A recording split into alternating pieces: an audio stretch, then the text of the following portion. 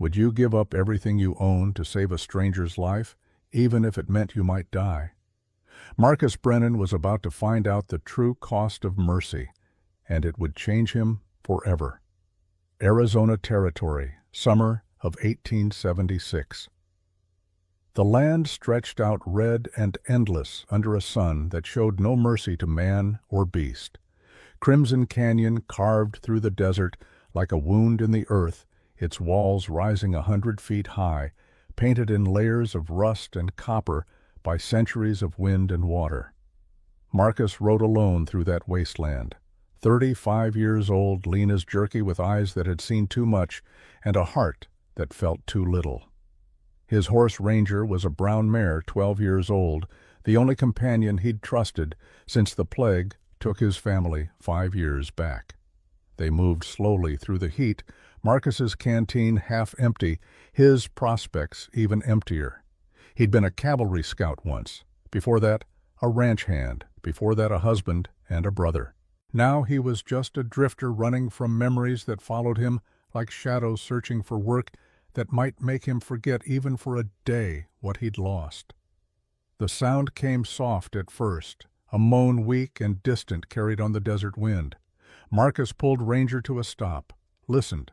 The sound came again, human, hurt, coming from somewhere in the canyon below. Every instinct told him to ride on. This was Ute territory, and white men who wandered here often didn't wander out. Getting involved meant risk, meant trouble, meant complications he didn't need. But the moan came a third time, and Marcus saw his sister's face in his mind. Sarah, 23 years old when the fever took her. He'd been away with the cavalry riding patrol 300 miles north. By the time he got the telegram and rode home, she was already in the ground. Her and her unborn baby both. He'd promised her once, the last time he saw her alive, that he'd never walk past someone who needed help. She'd made him swear it holding his hand on her porch while the sun set over Montana Territory. Marcus touched his heels to Ranger's flanks and turned toward the sound.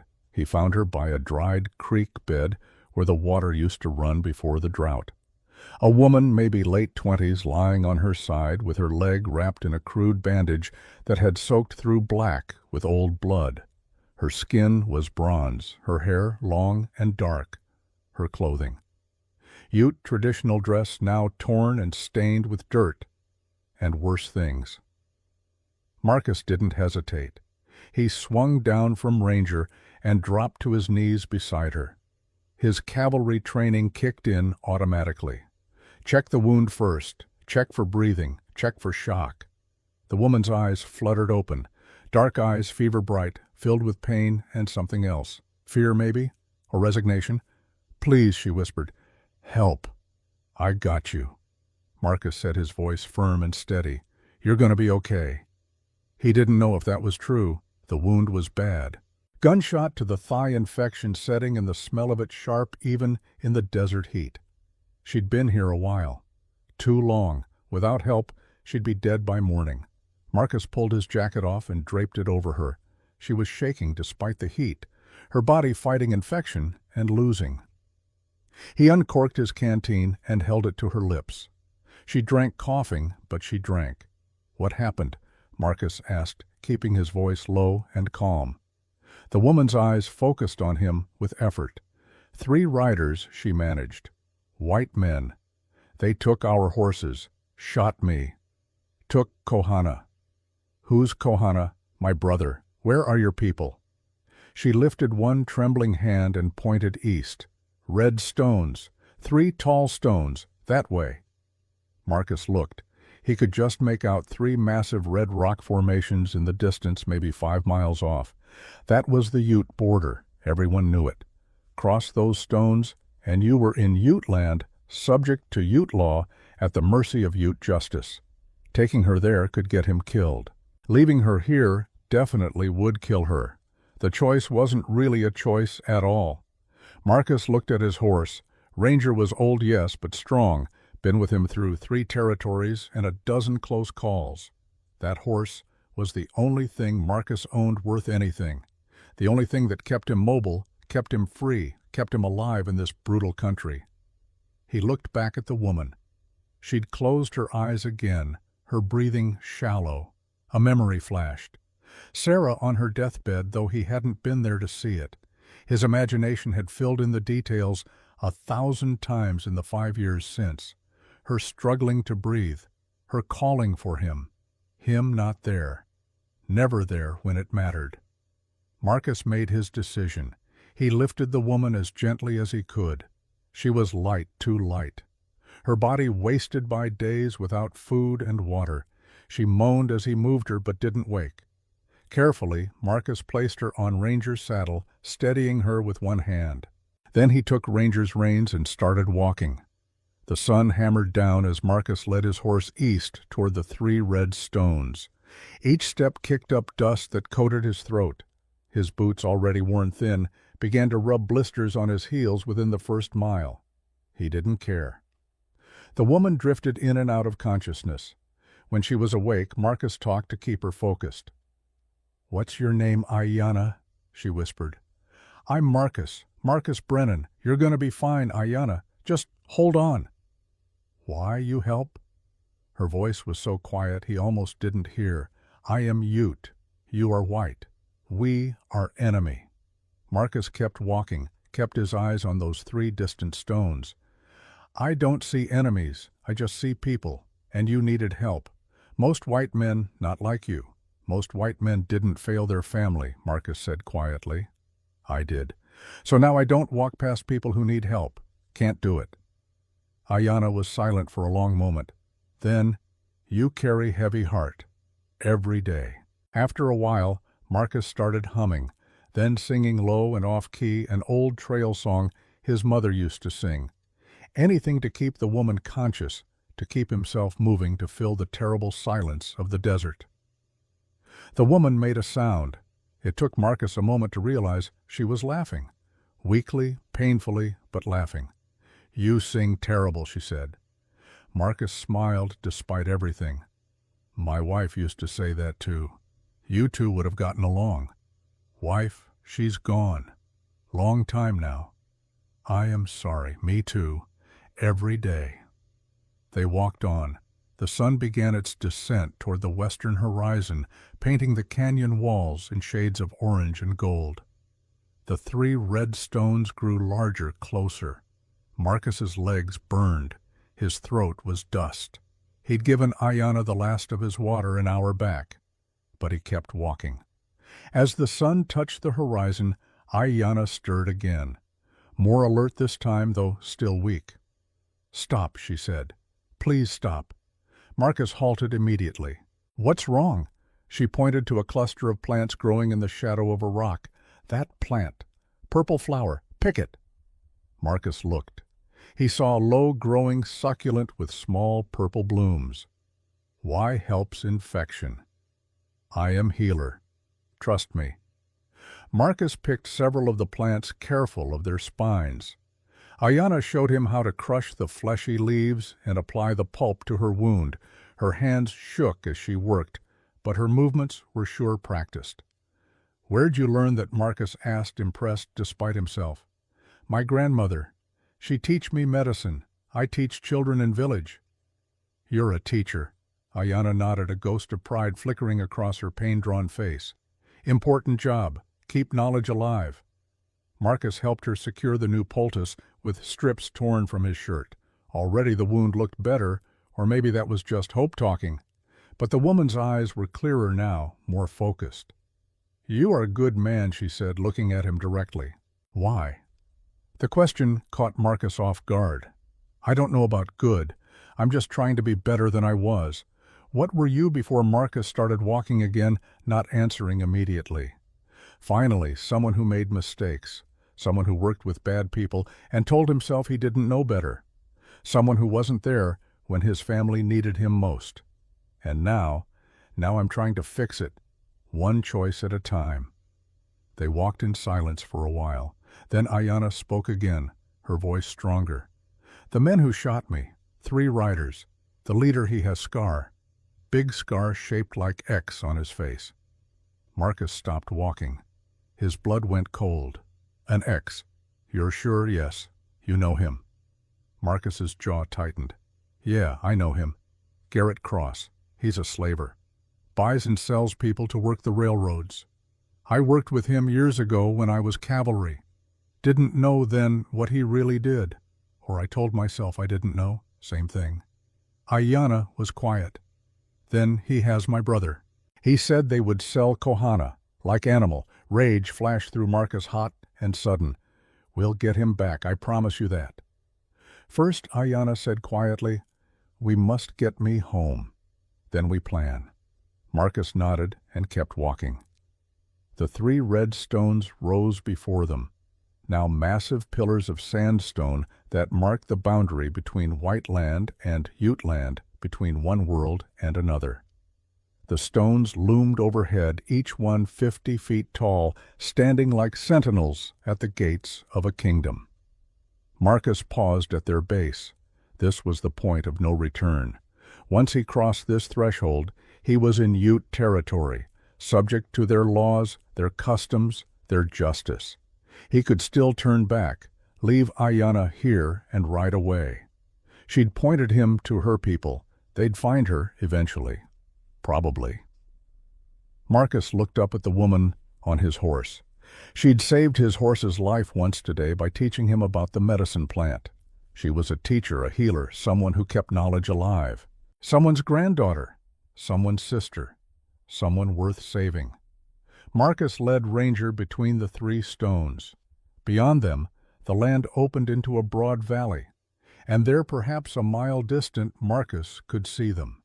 Hogans, the traditional Ute dwellings, scattered across the valley floor, smoke from cooking fires rising into the evening air, the shapes of people moving. Home. Ayanna stirred. Home, she whispered. Thank you, white man. Name's Marcus, Marcus Brennan. She smiled just barely. I am Ayanna. Remember my name, Marcus Brennan. You save it. Before Marcus could respond, he heard it, a sound like distant thunder growing closer. He looked up and his heart stopped. They came from everywhere at once, from behind rocks, from the ridge lines, from the valley floor ahead. Warriors on horseback appearing as if materializing from the desert itself. Not 10 or 20, 70. 70 Ute warriors, each one armed, each one mounted, surrounding Marcus in a perfect circle that tightened with each passing second. The sound of their horses' hooves was like drums, rhythmic and ominous. Marcus froze. He didn't reach for a weapon because he had none. He'd traded his rifle 3 days back for water and supplies. All he had were his empty hands and the truth. The warriors stopped their circle complete. In the center, Marcus stood beside Ranger, with Ayanna slumped on the saddle. For a long moment no one moved. No one spoke. The only sound was the desert wind and the breathing of horses. Then one warrior rode forward. He was perhaps 40, with a scar running down his left cheek and eyes like flint. He carried a rifle pointed directly at Marcus's chest. White man, the warrior shouted, "Why you touch our woman?" Marcus kept his hands visible, his voice calm. She was dying. I brought her home, that's all. The warrior's face twisted with rage. Liar! Maybe you shoot her first. Before Marcus could respond, Ayanna's voice rang out stronger than it had been in hours. Uncle Takota. She sat up straighter on the horse, her face fierce despite her pain. He speak truth. He save me. He is good man. The warrior, Takota, didn't lower his rifle. His eyes burned into Marcus. We will see. Chief, decide. The circle of warriors parted, and through the gap rode an old man. He sat tall on a gray horse despite his age, which Marcus guessed at close to 70. The man wore a magnificent headdress of eagle feathers and carried himself with absolute authority. His face was weathered like canyon stone, wise and hard in equal measure. This was Chief Nakoma. Marcus knew it without being told. This man had the bearing of someone who'd led his people through wars and famines, through treaties broken and promises betrayed. Someone who'd seen white men come and go, and none of them worth trusting. The chief rode slowly around Marcus, examining him, examining Ranger, examining the way Ayanna sat in the saddle. Finally, Chief Nakoma stopped and spoke. His English was slow but clear, each word chosen with care. "You give your horse to carry my granddaughter." Marcus met the old man's eyes. "Yes, sir, she couldn't walk.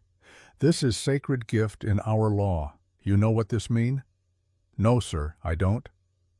The chief's expression didn't change. When man give his horse, his most valuable possession, to save Ute life, he bind himself to that person, to her family, to her people. This is old law, very old, law from before white men came to this land. Marcus felt the weight of those words settle on him. "I didn't know. I just wanted to help, knowing not matter." The chief's voice was flat, final. "Law is law. You give sacred gift. Now you must prove gift was true, not false, not for gain. How do I prove that?" "Tomorrow," the chief said, "you face the 3 tests. If you pass, you become brother. If you fail—" He didn't finish the sentence. He didn't need to. Dakota rode closer, his rifle still ready. "If you fail, you die." Marcus looked at Ayanna. She met his eyes, and in them he saw gratitude and worry in equal measure. She was safe now, home with her people. But he had unwittingly triggered something ancient, something binding. He thought of Sarah, thought of his promise to her. Never walk past someone who needs help. He'd kept that promise. Now he'd face the consequences. "All right," Marcus said quietly. "I'll come." Warriors surrounded Marcus as they rode into the village, not threatening exactly, but watchful, alert. He was a guest under guard, neither prisoner nor friend, something in between. Ayanna was immediately taken to a large hogan where women rushed to tend her. She looked back once at Marcus, mouthing something he couldn't hear. "Thank you, maybe, or be careful, or both." Marcus was left standing in the center of the village while 300 Ute people stopped their evening activities to stare at the white man who'd walked into their midst. Children peeked from behind their mothers' skirts. Men studied him with cold calculation. Women whispered to each other in their language voices, sharp with suspicion. Then the crowd parted, and an older white man walked toward him. He had kind eyes, gray hair, and the confident walk of someone who'd earned his place here. "I'm Doc Samuel Harrison," the man said, extending his hand. "Been living with the Ute for 15 years. You're the one who brought Ayanna back." Marcus shook his hand. "Yes, sir. Brave. Foolish. But brave." The doc's smile was wry. "She'll live thanks to you. Thank God." "Don't thank him yet." Doc's smile faded. "You triggered something ancient, son. The horse gift law. It's not just ceremony, it's a test of everything you are." Chief mentioned tests. 3 tests. Doc counted on his fingers. "First, truth. Prove your motives were pure. Second, sacrifice. Prove you understand cost. Third, choice. Prove you can put tribe above self." "And if I fail?" Doc's expression went grave. "Best case, they take your horse back, mark you as a deceiver, and banish you from Ute land forever. Your name becomes a warning to others." Worst case, he didn't finish, didn't need to. Marcus looked around the village. At the hogans, the cook fires the families gathering for evening meals. At the children laughing, the elders talking, the daily rhythms of life continuing despite his presence. This was a community, a people, and they had every reason not to trust him. "When do the tests start?" Marcus asked. "Tomorrow," Doc said. "Tonight you're a guest. They'll feed you, give you a place to sleep. But come morning, everything changes."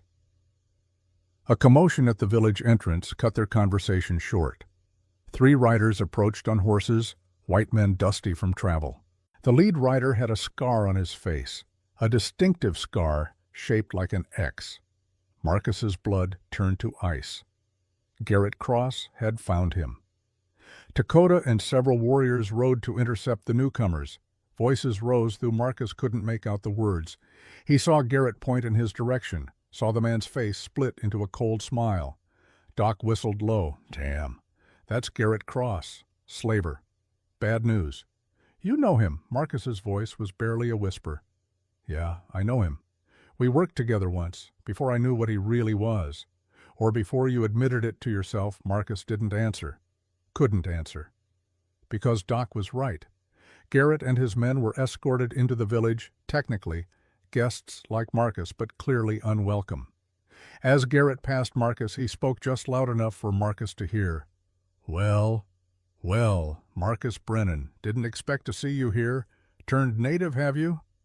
Marcus said nothing, his hands clenched into fists. Garrett laughed, a sound like breaking glass. This'll be interesting, real interesting. See you at the tests tomorrow, old friend, assuming you live that long. Then he was gone, led away to a separate part of the village. Doc put a hand on Marcus's shoulder. Come on, let's get you settled. You'll need rest for tomorrow. As they walked, Marcus looked back once at the 3 red stones marking the border. Beyond them lay the world he'd known, the world of running, of guilt, of endless wandering. Ahead lay something else entirely. Tests he didn't understand, laws he'd never heard of, a people who had no reason to trust him and every reason to hate men who looked like him.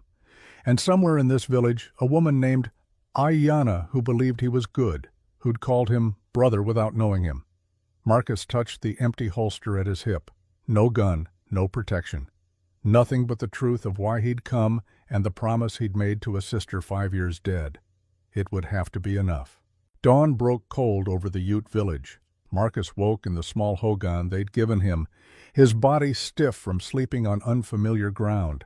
For a moment he forgot where he was. Then memory crashed back like a wave. The tests. Today. He stepped outside into air that smelled of sage and wood smoke. The village was already awake, people moving with purpose through the morning routines. Children fetched water. Women tended fires. Men checked weapons and horses. Life continuing as it had for generations, indifferent to the white man in their midst. Doc Harrison appeared with a tin cup of something hot, coffee or close enough. Drink up, the old doctor said. You'll need your strength. What happens today? First test. Truth. Doc sat on a nearby rock, his weathered face serious in the early light. They'll ask you questions about why you came, what you want, who you really are. Sounds simple. It's not. Why not? Because they're not just listening to your words. They're watching your eyes, your hands, the way you breathe when you answer. The Ute have been reading men's hearts for 1,000 years, Marcus. They'll know if you're lying before you finish the sentence. I'm not planning to lie. Doc smiled, but there was no humor in it.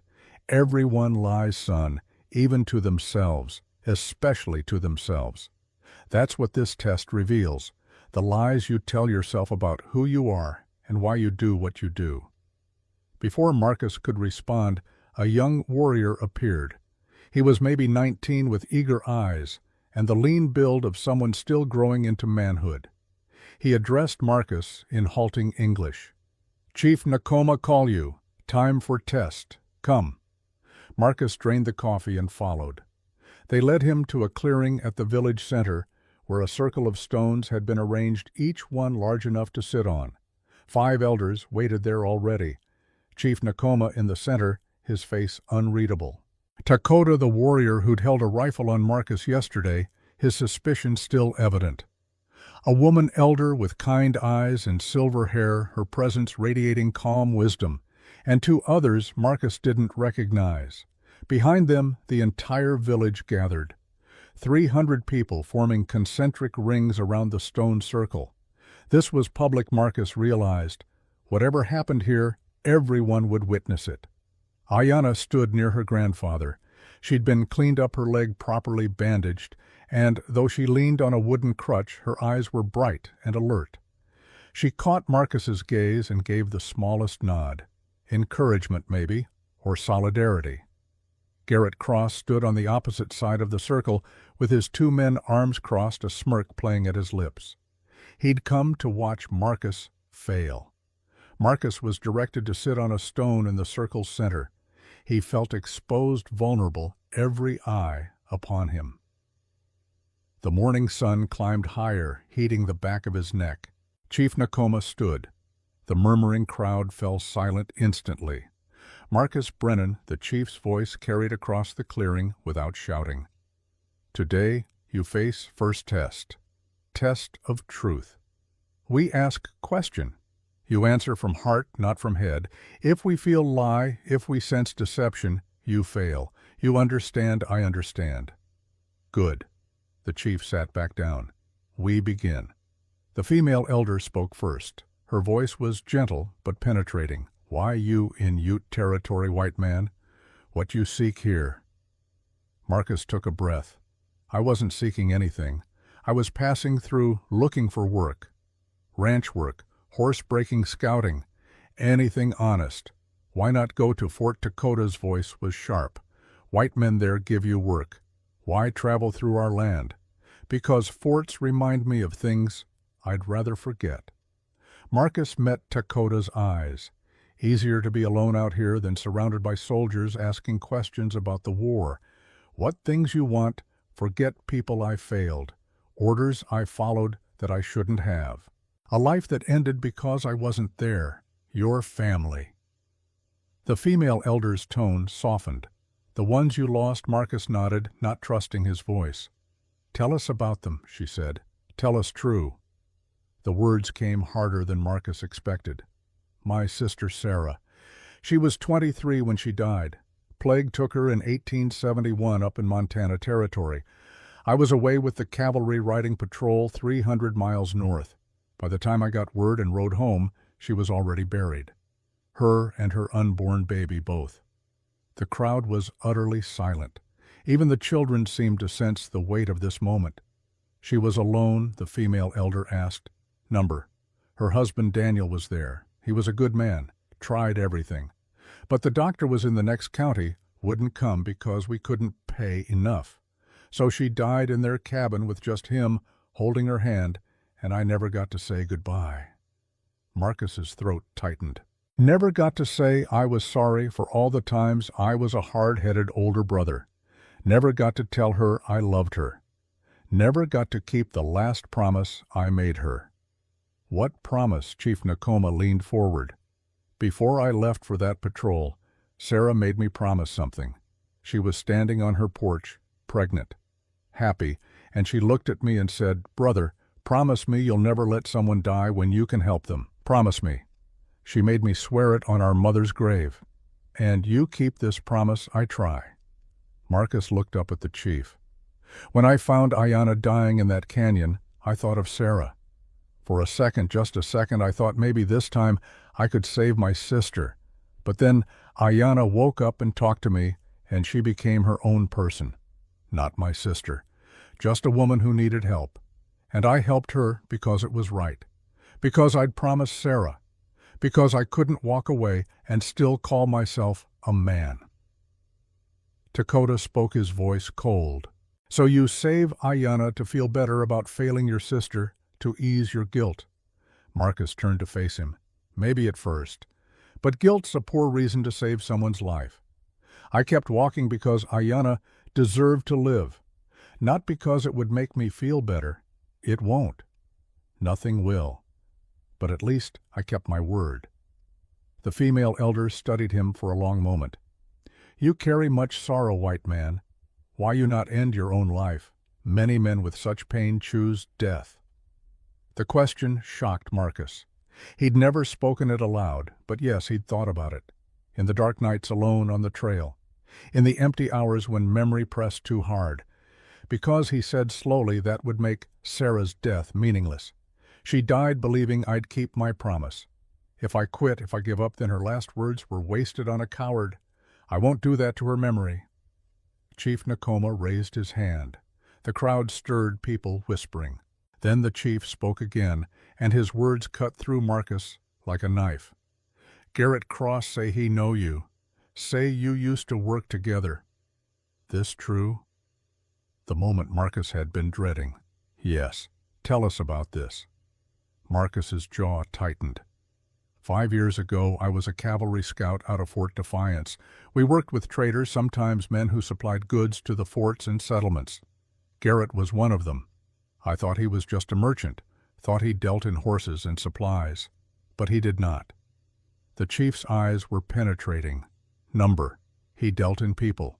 Kidnapped natives, sold them to railroad companies as labor. I didn't know at first.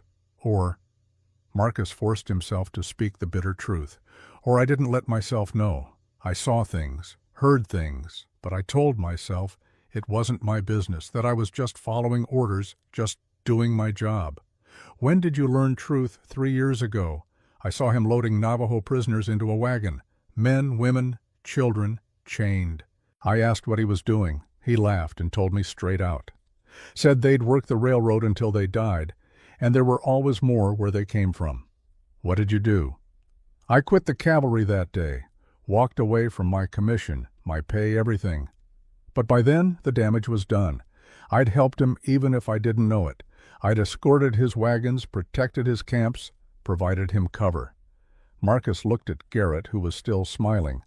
I can't take back what I did, can't undo the harm. All I can do is refuse to be that man anymore. Dakota stood abruptly. So you were Slaver's friend. You helped steal our people, and now you come here pretending to be good, pretending to help. I'm not pretending, Marcus said quietly. I was that man. I'm not anymore. That's the truth. How we know you changed? Dakota's hand moved toward his knife. How we know you not spy for Garrett now? How we know you not here to learn about us? Report back, help him take more of our people, because Ayanna's voice rang out clear and strong. If he wanted to harm us, he would not have carried me 5 miles on foot. He would not have given his only horse. He would not have risked his life coming here. She stepped forward, leaning on her crutch, but standing tall. I looked in his eyes when he found me. I saw no lies, only sorrow and determination. He saved my life when he could have left me to die. That is the truth that matters, the crowd murmured. Marcus saw some faces soften, others remain hard. Trust was not easily earned here, and he didn't blame them. He'd done nothing yet to prove he deserved it. Chief Nakoma held up his hand again. Silence fell. The old chief stood and walked to Marcus, studying him with eyes that seemed to see through flesh to bone to soul. You speak truth about your past, the chief said finally. You do not hide shame. You do not make excuses. This is good. But truth about past is easy. Truth about now is hard. He leaned closer. Why you really here, Marcus Brennan? Not just to bring Ayanna home, what you want from us. Marcus met his gaze without flinching. I want to stop running. I want to be part of something bigger than my guilt. I want to belong somewhere with people who matter. I want to be useful again, to have purpose. And if we reject you, if we send you away, then I'll go. But I'll never forget that for one day I did something right. I saved a good woman's life. That'll have to be enough. The chief stared at him for what felt like an eternity. Then he turned to the other elders and spoke rapidly in Ute. They responded back and forth, a debate Marcus couldn't follow. Dakota argued fiercely, his gestures sharp and angry.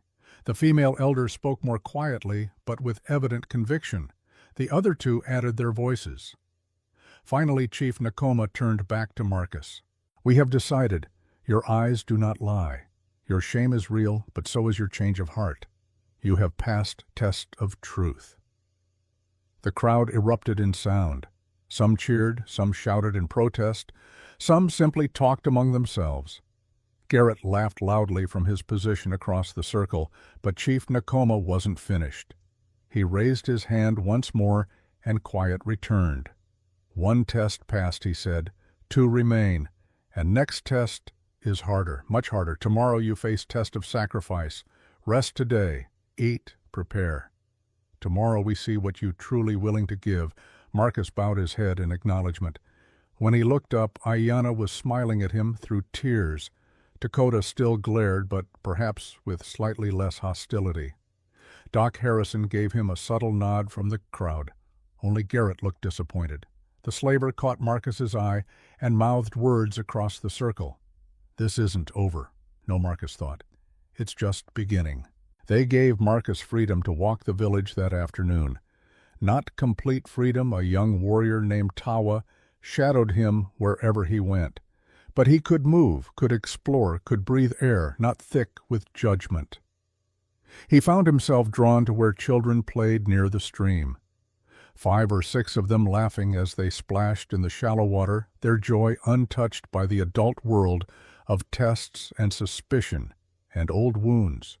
One boy, maybe 7 years old, noticed Marcus watching. Instead of running away, he walked right up. "You are white man who save Ayanna?" the boy asked in careful English. "Yeah, that's me." The boy's eyes went wide.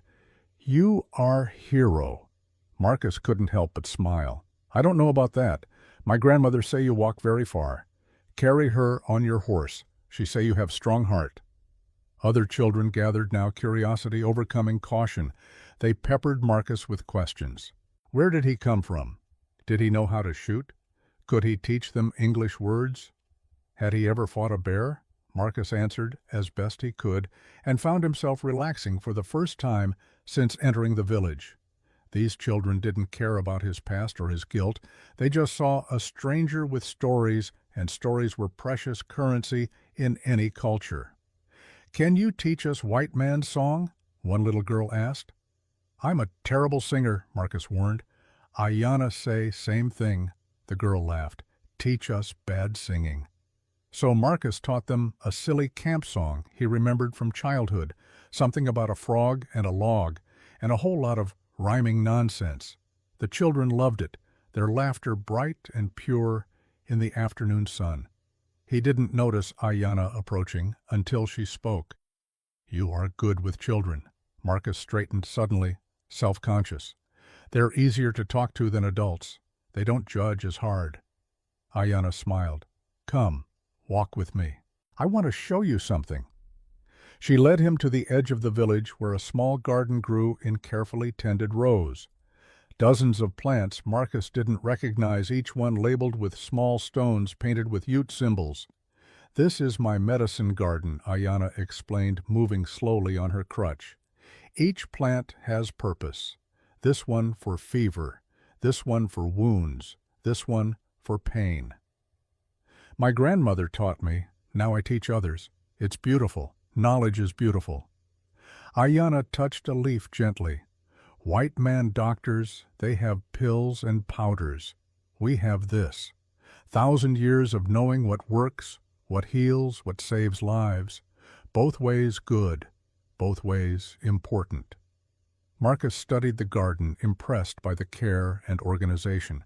"You said you teach children?" "Yes, they must learn.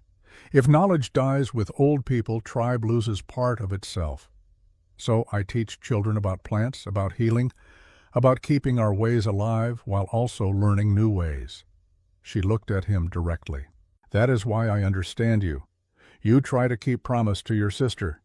Keep her memory alive by doing what she asked. Same thing. Knowledge and memory, they are gifts we carry for those who came before." I never thought of it that way. My grandmother say something once. She say the dead do not truly die until no one remembers them, until no one carries forward what they believed. Your sister, she believed you would help people, so you help people. She lives in you. The simple truth of it struck Marcus hard. He'd been so focused on his guilt, on his failure, that he'd missed the deeper meaning. By keeping his promise to Sarah, he was keeping Sarah alive in the world. Her kindness, her compassion, her belief that he could be better than he was.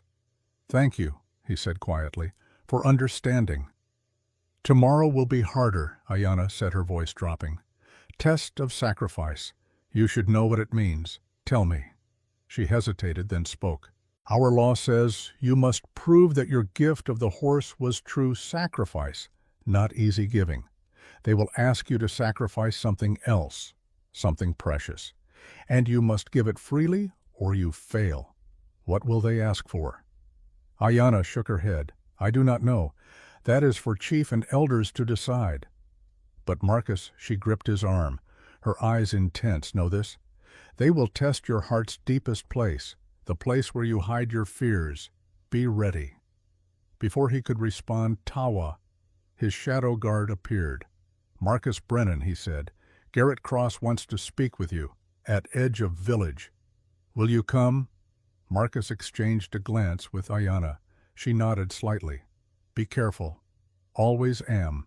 Garrett waited by the 3 red stones, marking the village boundary, his 2 men flanking him like bookends.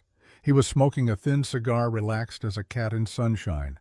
When he saw Marcus approach, his scarred face split into a grin. "Marcus Brennan. Passed the first test, I hear. Impressive.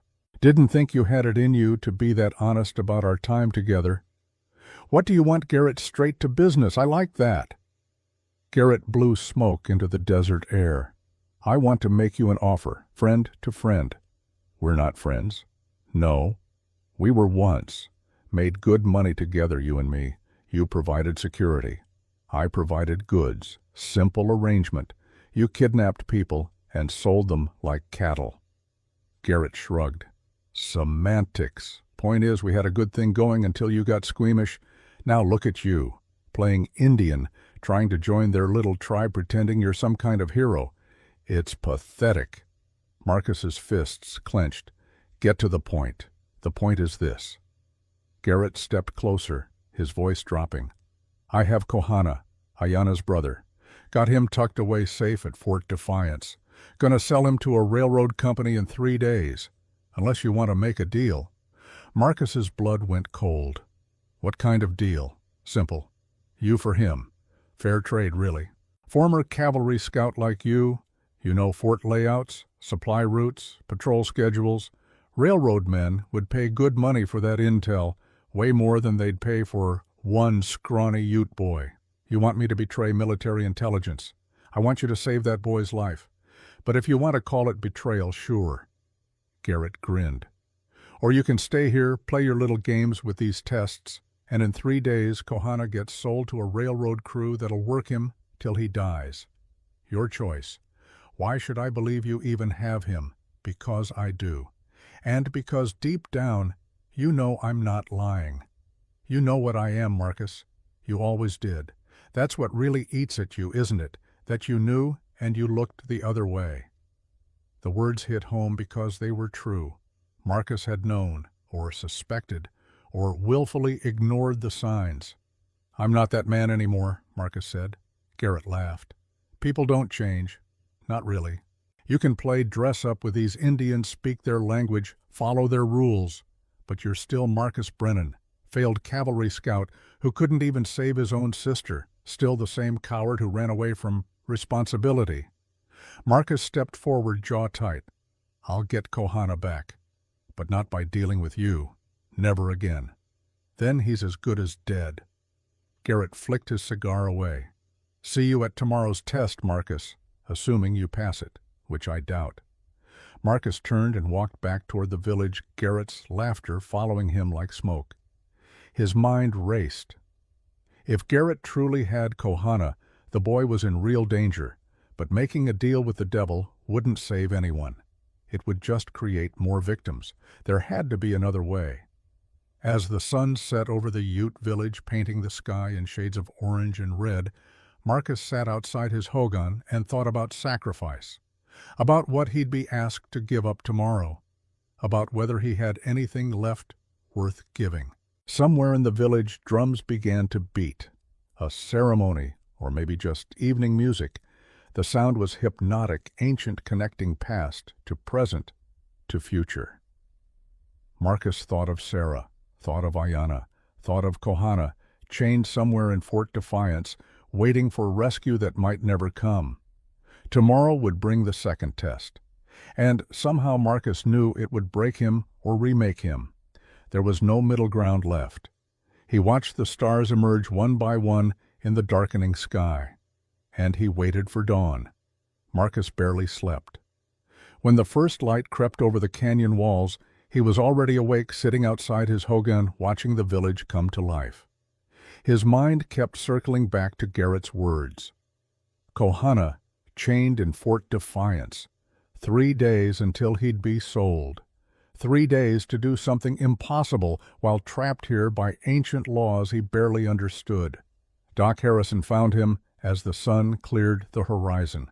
"You look terrible," the old doctor observed, settling onto the ground beside him. "Feel worse. That's the second test for you." Doc pulled out a pouch of tobacco and rolled a cigarette with practiced fingers. "It's designed to tear you apart, make you choose between things that shouldn't be weighed against each other." "What do you know about it, Doc?" Lit the cigarette, drew deep, exhaled slowly. "I've seen it twice in 15 years. Once the man chose wrong and was banished. Once the man chose right, but it broke something in him. He stayed with the tribe, but he was never quite whole again. That's not encouraging. It's not meant to be encouraging. It's meant to be true." Doc studied Marcus with those wise, sad eyes. "Whatever they ask you today, whatever choice they force on you, remember this. They're not trying to destroy you. They're trying to see if you understand what sacrifice really means, if you're willing to carry that weight for the sake of others. And if I'm not, then you don't belong here, simple as that." The drums began before Marcus could respond, deep, rhythmic, calling the village to gather. Doc stood and offered his hand. "Time to face it, son." Marcus took the hand and rose. His legs felt unsteady, his heart hammered in his chest. He followed Doc toward the central clearing where yesterday's stone circle still stood. But something was different today. In the center of the circle sat a large wooden box, ornately carved with Ute symbols. The crowd was already gathering. 300 faces, some sympathetic, some hostile. Most simply curious. What would the white man do when tested to his core? How would he break? Ayanna stood near her grandfather again, her face troubled. When her eyes met Marcus's, she mouthed 2 words: "Be strong." Garrett lounged against a Hogan wall, his men beside him, that perpetual smirk on his scarred face. He'd come to watch Marcus fail, to prove that people don't really change. Marcus stepped into the circle. Chief Nakoma stood, and the village fell silent. The old chief's face was grave, his voice carrying the weight of centuries. "Marcus Brennan, yesterday you passed test of truth. You spoke honestly about your past, your failures, your reasons for being here. This is good. But truth is easy when it costs nothing. Today we test whether your sacrifice of the horse was real, whether you understand the price of your gift." The chief gestured to the wooden box. "In this box are 5 arrows. Each arrow represents a trial, a test of survival. Each trial is dangerous. Some who attempt them die." Marcus's stomach tightened. This was worse than he'd imagined. Chief Nakoma continued, 5 members of our tribe have volunteered to risk their lives for you, to prove that you are worthy of the horse gift. You must choose 1 volunteer. You must choose 1 arrow, 1 trial. That person will face that trial tonight. If they survive, you pass the test. If they die, you fail, and you are responsible for their death. The words hit Marcus like a physical blow. Choose who risks dying for him. This wasn't a test of sacrifice. This was a test of whether he valued his own acceptance more than human life. "I don't understand," Marcus said, his voice rough. "How is this sacrifice?" "You're asking me to risk someone else's life, not my own." "That is exactly the point." Ihawi, the female elder, spoke for the first time today.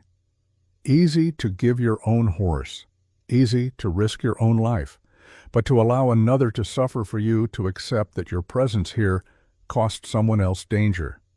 That is true sacrifice, knowing the cost and choosing anyway." Or she continued, choosing not to, choosing to walk away rather than let others pay your price. 2 warriors opened the wooden box. Inside lay 5 arrows, each bound with a different colored strip of cloth, red, black, white, yellow, blue, each one beautiful and terrible. Chief Nakoma raised his hand and 5 people stepped forward from the crowd. Marcus's heart sank as he saw them. First came Tawa, the young warrior who'd been shadowing Marcus yesterday, 19 years old, eager, strong, with his whole life ahead of him. "I volunteer," Tawa announced, his voice proud. "I am young and strong. I can survive any trial. Second came a woman Marcus hadn't met. She was perhaps 34, with sad eyes and calloused hands. Her name, he learned, was Maka. Behind her stood two small children, a boy and a girl, both crying. I volunteer for honor of my dead husband, Maka said quietly, for dignity of my family. Third came an old warrior, scarred and weathered like ancient leather. Hota, they called him. He was maybe 56, and his eyes held the peace of someone who'd accepted death long ago. I have lived full life, Hota said simply. I volunteer for good death, death with purpose. Fourth came a teenage girl, 17 at most, with Ayana's same dark eyes and proud bearing. Kimimela, Ayana's cousin. She looked terrified, but determined. I volunteer to prove I am warrior, she said, her voice shaking only slightly, to show I am brave like my cousin. Fifth came a man about Marcus's age, maybe 41, lean and strong from a life of hunting. His name was Apache, and behind him stood his wife and 3 children. The wife was crying, begging him not to do this. Apache ignored her tears. I volunteer to prove tribe is worth dying for, he said. 5 people, 5 lives, 5 families that would be destroyed if Marcus chose wrong and they died.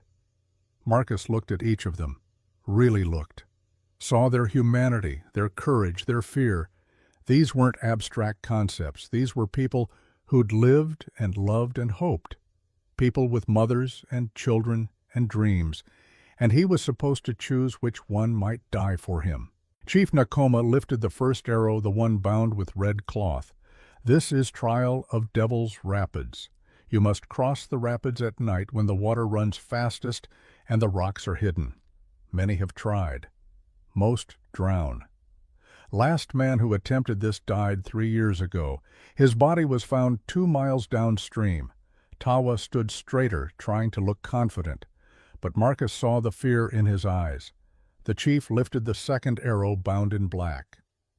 This is trial of Mountain Lion's cave.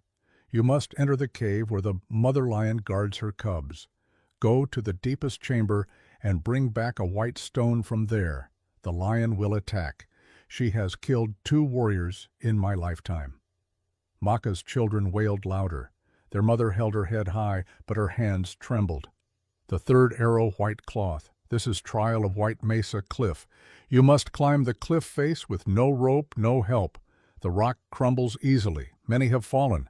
No one has reached the top in living memory. Kimimela went pale. She was slight, barely 100 pounds. That cliff would kill her for certain. The fourth arrow, yellow. This is trial of Apache territory. You must walk alone into Apache land.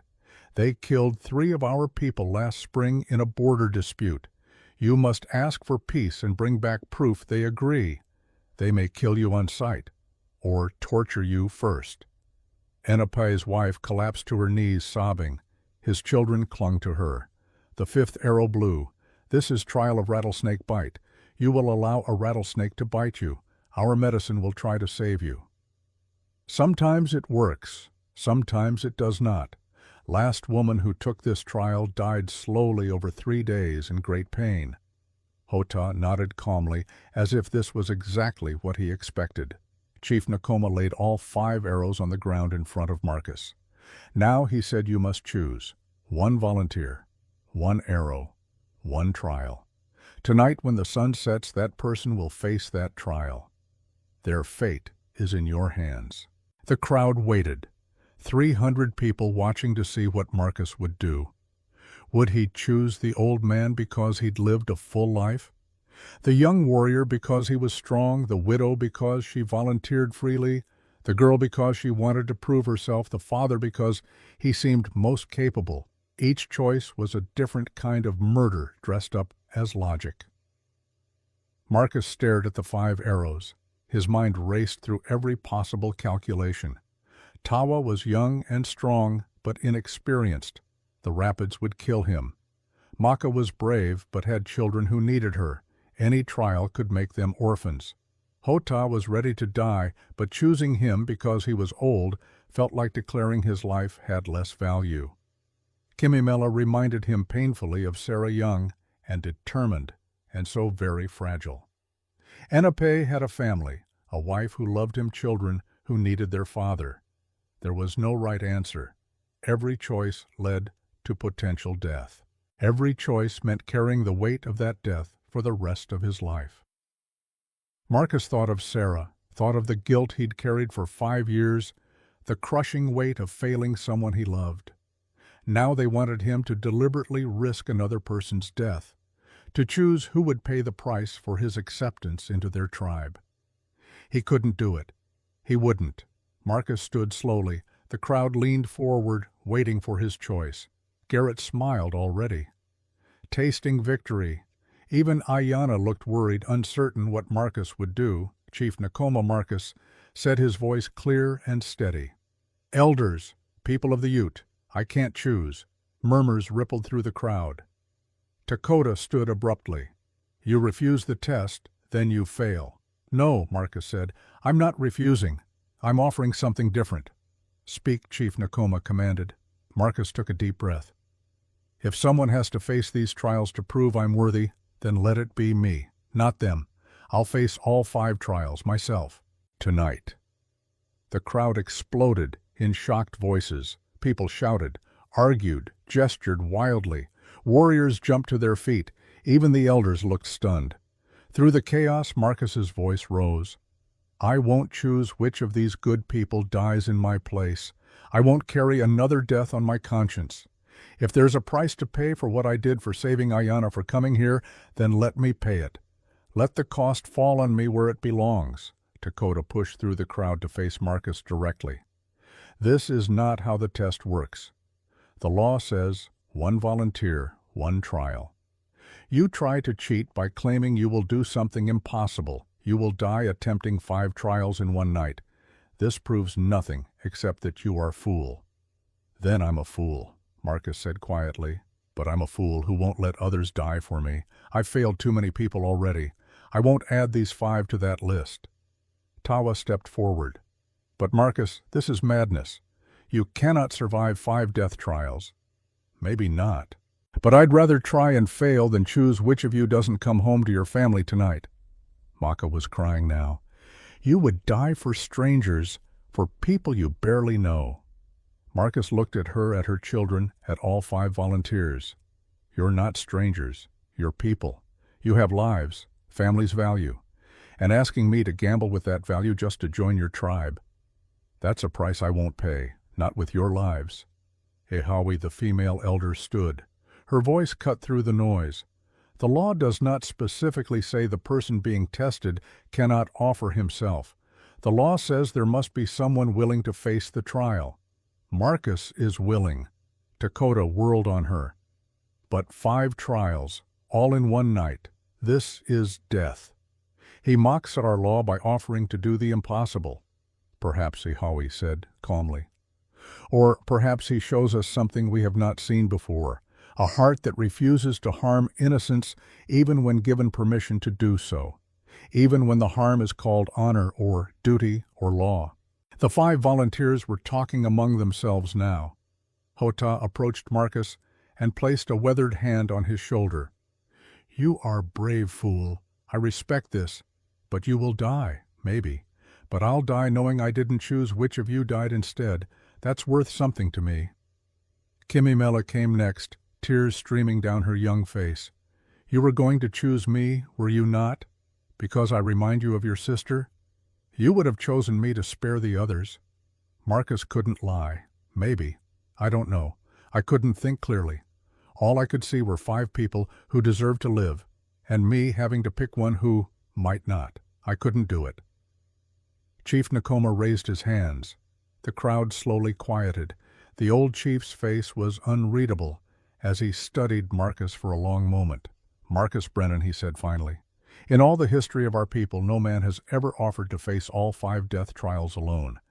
This has never been done because it cannot be done.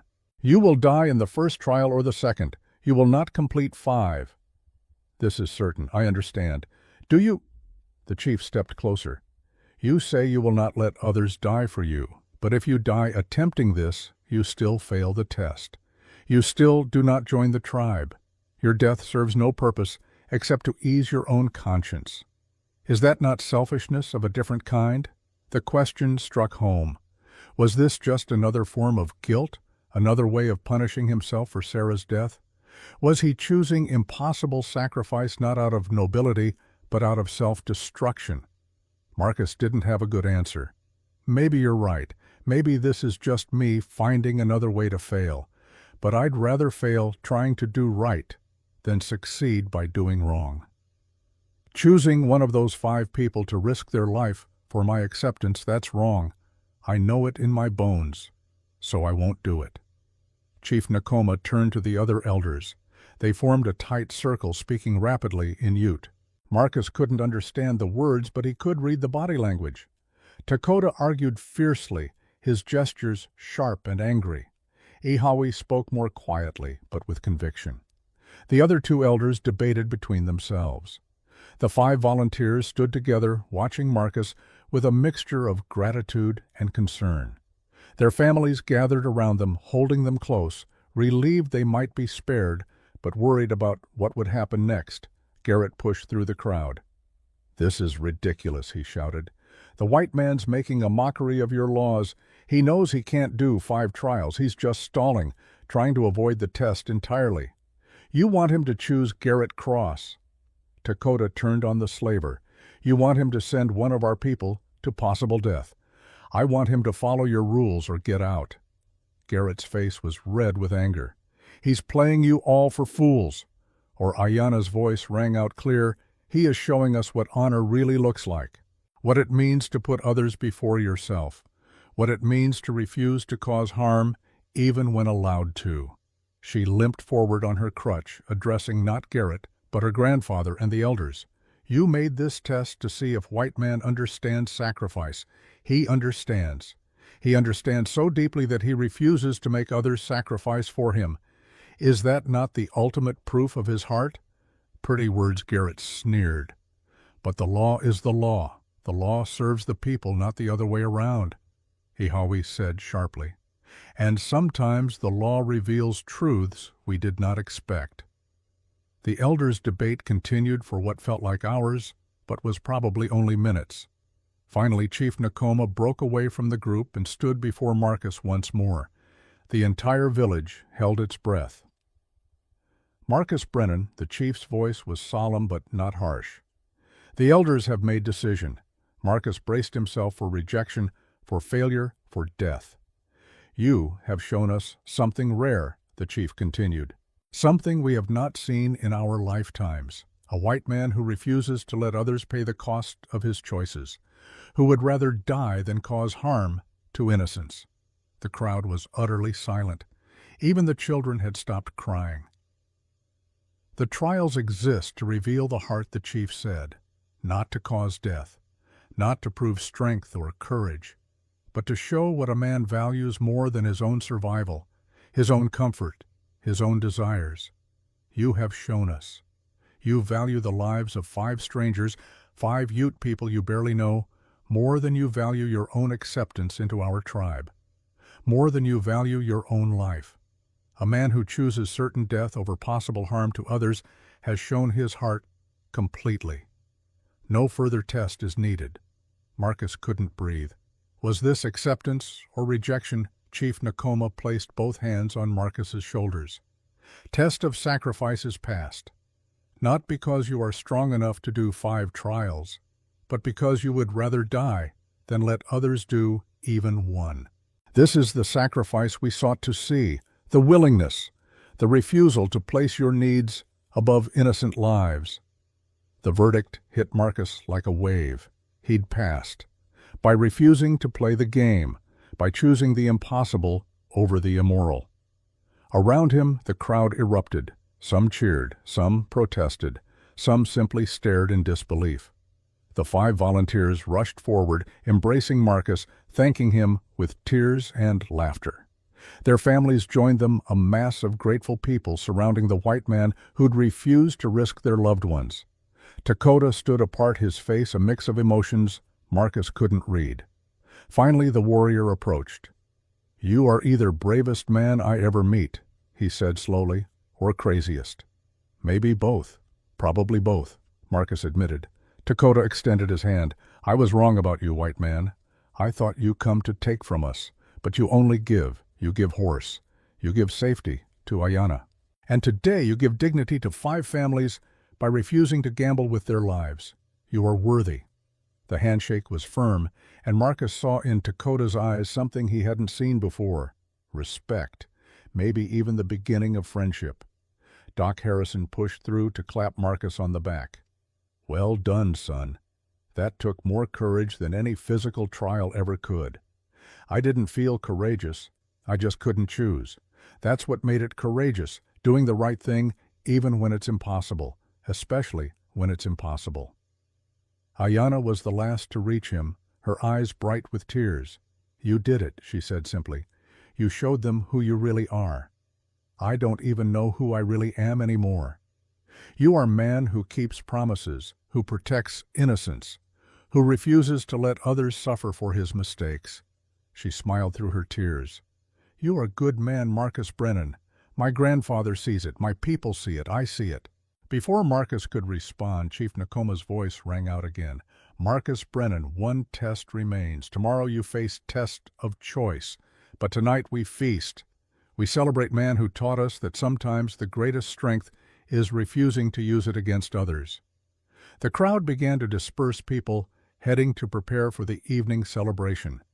But Marcus stood frozen in the circle, only now understanding what he'd done. He'd passed by refusing to participate, by choosing integrity over acceptance, by valuing strangers over himself. It should have felt like victory. Instead, it felt like the weight on his chest had grown heavier, because tomorrow came the 3rd test. And somewhere in Fort Defiance, Kohana was running out of time. Garrett appeared at Marcus's elbow as the crowd thinned. "Well played," the slaver said quietly. "You managed to manipulate them beautifully, make yourself look like a hero. I wasn't trying to manipulate anyone. No." "Then you're an even bigger fool than I thought." Garrett's smile was cold. "Enjoy your little victory, Marcus. Tomorrow's test will be different, and after that, you'll still need to save that boy, which means you'll still need me. I'll never need you.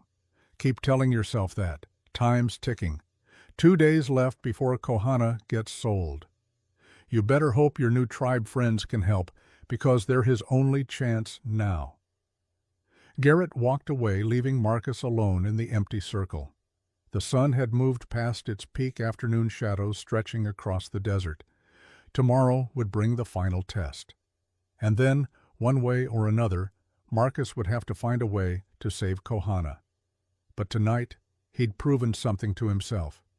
He could choose right over easy, death over dishonor. He could look at an impossible situation and refuse to compromise his soul even if it cost him everything. Sarah would have been proud. For the first time in 5 years, Marcus thought maybe, just maybe, he could be proud of himself too. Night fell over the Ute village, and with it came transformation. Fires blazed in a great circle. The smell of roasting meat and sage smoke filled the air. Drums began their rhythmic heartbeat, joined by flutes and voices rising in ancient songs. Marcus sat near one of the fires, still processing what had happened. People kept approaching to touch his shoulder, to speak words whose meaning was clear, even without translation. Respect. Gratitude. Welcome. The 5 volunteers and their families especially seemed unable to stay away, bringing him food, treating him like he'd done something extraordinary, when all he'd done was refuse to do something terrible. Doc Harrison settled beside him with 2 wooden cups. "Drink," the old doctor commanded. "You've earned it." Marcus took the cup and sipped. The liquid burned going down but left a pleasant warmth. "What is this Tiswin?" "Traditional drink." Doc drank from his own cup. "You surprised them today. When you don't know what to do, you fall back on who you are. And who you are is someone who won't gamble with innocent lives. That's rare." They sat watching the celebration. Then Doc spoke again, quieter. But passing the tests isn't the end. It's just the beginning.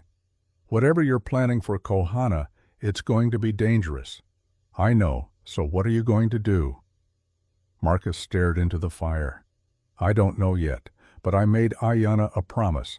I'm going to keep it. Chief Nakoma's voice rang out, and the celebration paused. The old chief stood in the center, illuminated by firelight. Beside him stood 70 warriors, each holding something in their hands. In the flickering light, Marcus could see what they held. Bear claw necklaces. Massive necklaces made from grizzly bear claws, each claw as long as a man's finger. Marcus Brennan, the chief, called, "Come forward." Marcus walked to the center as the 70 warriors formed a circle around him. "These necklaces are sacred," Chief Nakoma said. "Each warrior earns his through great deed. To give a bear claw necklace to another is to pledge that your family's honor is bound to that person's safety. These 70 warriors have decided to honor you. Each will give you his necklace. This has been given to only 3 white men in all our history. Never before to a man who was not born among us." The first warrior stepped forward. He was young, maybe 25, with proud eyes. He removed his necklace and placed it at Marcus's feet. "Brother," he said simply. Then another came, and another, one by one, all 70 warriors adding to the growing pile. Each speaking that single word, brother. Marcus watched, overwhelmed. These weren't just decorations. These were pieces of each warrior's identity, symbols of their courage and family history, and they were giving them to him. Takota came near the end. He held his necklace in both hands, larger than most, with claws from the grandfather of all bears. The warrior who'd pointed a rifle at him just 2 days ago now stood with eyes that held no hostility. White Brother Takota said, his voice carrying to the crowd's edges, "I doubted you. I thought you come to harm us, to take from us, like all white men before. I was wrong. You give when others take. You protect when others destroy. You are more Ute than some men born into our tribe." He placed his necklace on top of the others. "You are my brother now. My family's honor is your honor, and if you fall, we fall with you." Marcus couldn't speak. His throat was too tight. He could only bow his head. When all 70 had given their gifts, Chief Nakoma surveyed the mountain of necklaces. "This is our promise to you. Wear these, and any Ute will know you are protected by 70 families. You will never be alone again. You are one of us now." Marcus selected 5 necklaces to wear immediately, distributing the weight across his shoulders. The feel of them was like wearing proof that he belonged somewhere. Ayanna approached holding something different, a turquoise pendant on a silver chain. Simple, beautiful, clearly old. "This belonged to my father," she said quietly. "He was good man, strong, kind, wise. He died 5 years ago protecting our village. I want you to have it. I can't take this. You already gave valuable gift." She pressed it into his hands. "My father would want you to have it. You remind me of him, same heart." Marcus accepted the pendant, overwhelmed. People pulled him into the dancing, taught him basic steps, laughed when he stumbled. For the first time since Sarah died, Marcus felt joy, and belonging, and purpose. But in the back of his mind, a clock was ticking. Kohana had 2 days left. Later, after most of the village slept, a smaller group gathered in Chief Nakoma's hogan. Marcus, Ayanna, Takota, Doc Harrison, Tawa, 3 senior warriors, and Ihawi, the female elder. A single lamp provided light. Chief Nakoma spoke first. "My grandson Kohana is held at Fort Defiance by Garrett Cross. He will be sold in 2 days unless we act." "We must discuss what to do," "We attack Fort," Takota said immediately. "Fort has 200 soldiers," Doc countered. "You have 70 warriors. The math doesn't work."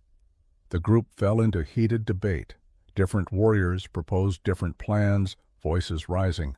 Marcus listened, trying to understand the dynamics. Finally, Marcus spoke. "I have an idea." The Hogan went quiet. "Garrett knows me," Marcus continued. "He thinks I'm predictable. We can use that. He offered me a trade earlier. Me for Kohana. He wants me because I know fort layouts, supply routes, military information he can sell. I say we give him what he wants." "No," Ayana's voice was sharp. "We do not trade you, not really trade, fake trade. I go to Garrett, act like I'm accepting his deal, get close to where he's keeping Kohana. Then you all ambush them, free Kohana, and we run before fort soldiers know what happened." Dakota stroked his jaw thoughtfully. "This could work, but requires perfect timing." "Where does Garrett keep Kohana?" a warrior asked. "Fort Defiance, half-day's ride from here. He'll be camped near the fort but not inside it. Garrett doesn't trust military. He operates independently, so we scout the area," Dakota said. "Find his camp. You approach while we surround from distance. When you give signal, we attack." "What signal?" Doc asked. "I'll take off my hat and drop it. That'll be unmistakable." The group discussed details. Who would go? What weapons? What route? How to avoid patrols? Every aspect was debated and refined. Chief Nakoma held up his hand. "This is good plan. Risky but good. We leave at dawn. 15 warriors plus Marcus and Doc Harrison. Ayana, you stay here. Number Kohana is my brother. I go. Your leg is still healing. I am healer. If someone is hurt, you will need me." Chief Nakoma looked at his granddaughter for a long moment, then sighed. "Very well, but you stay back with horses away from danger." Ayana nodded. "Agreed." After the meeting, Marcus walked through the quiet village and found a spot on the edge sitting under the stars. Footsteps approached. Ayana settled beside him. "You cannot sleep," she asked. "Too much in my head. Tomorrow will be dangerous." "Yeah." Silence settled between them. Then Ayana spoke. "Why you really do this? Risk your life for my brother." "You do not know him." Marcus considered the question. "When you told me about Kohana being taken, something shifted. Suddenly, it wasn't just about saving you anymore. It was about making sure you didn't lose your sibling the way I lost mine. Making sure you didn't have to carry that weight." Ayana was quiet.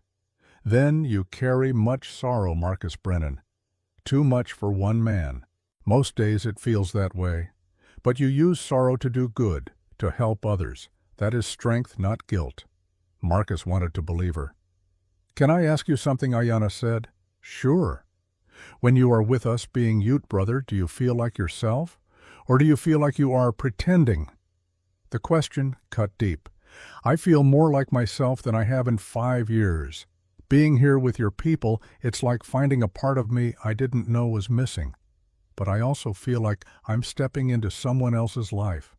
Someone better than me.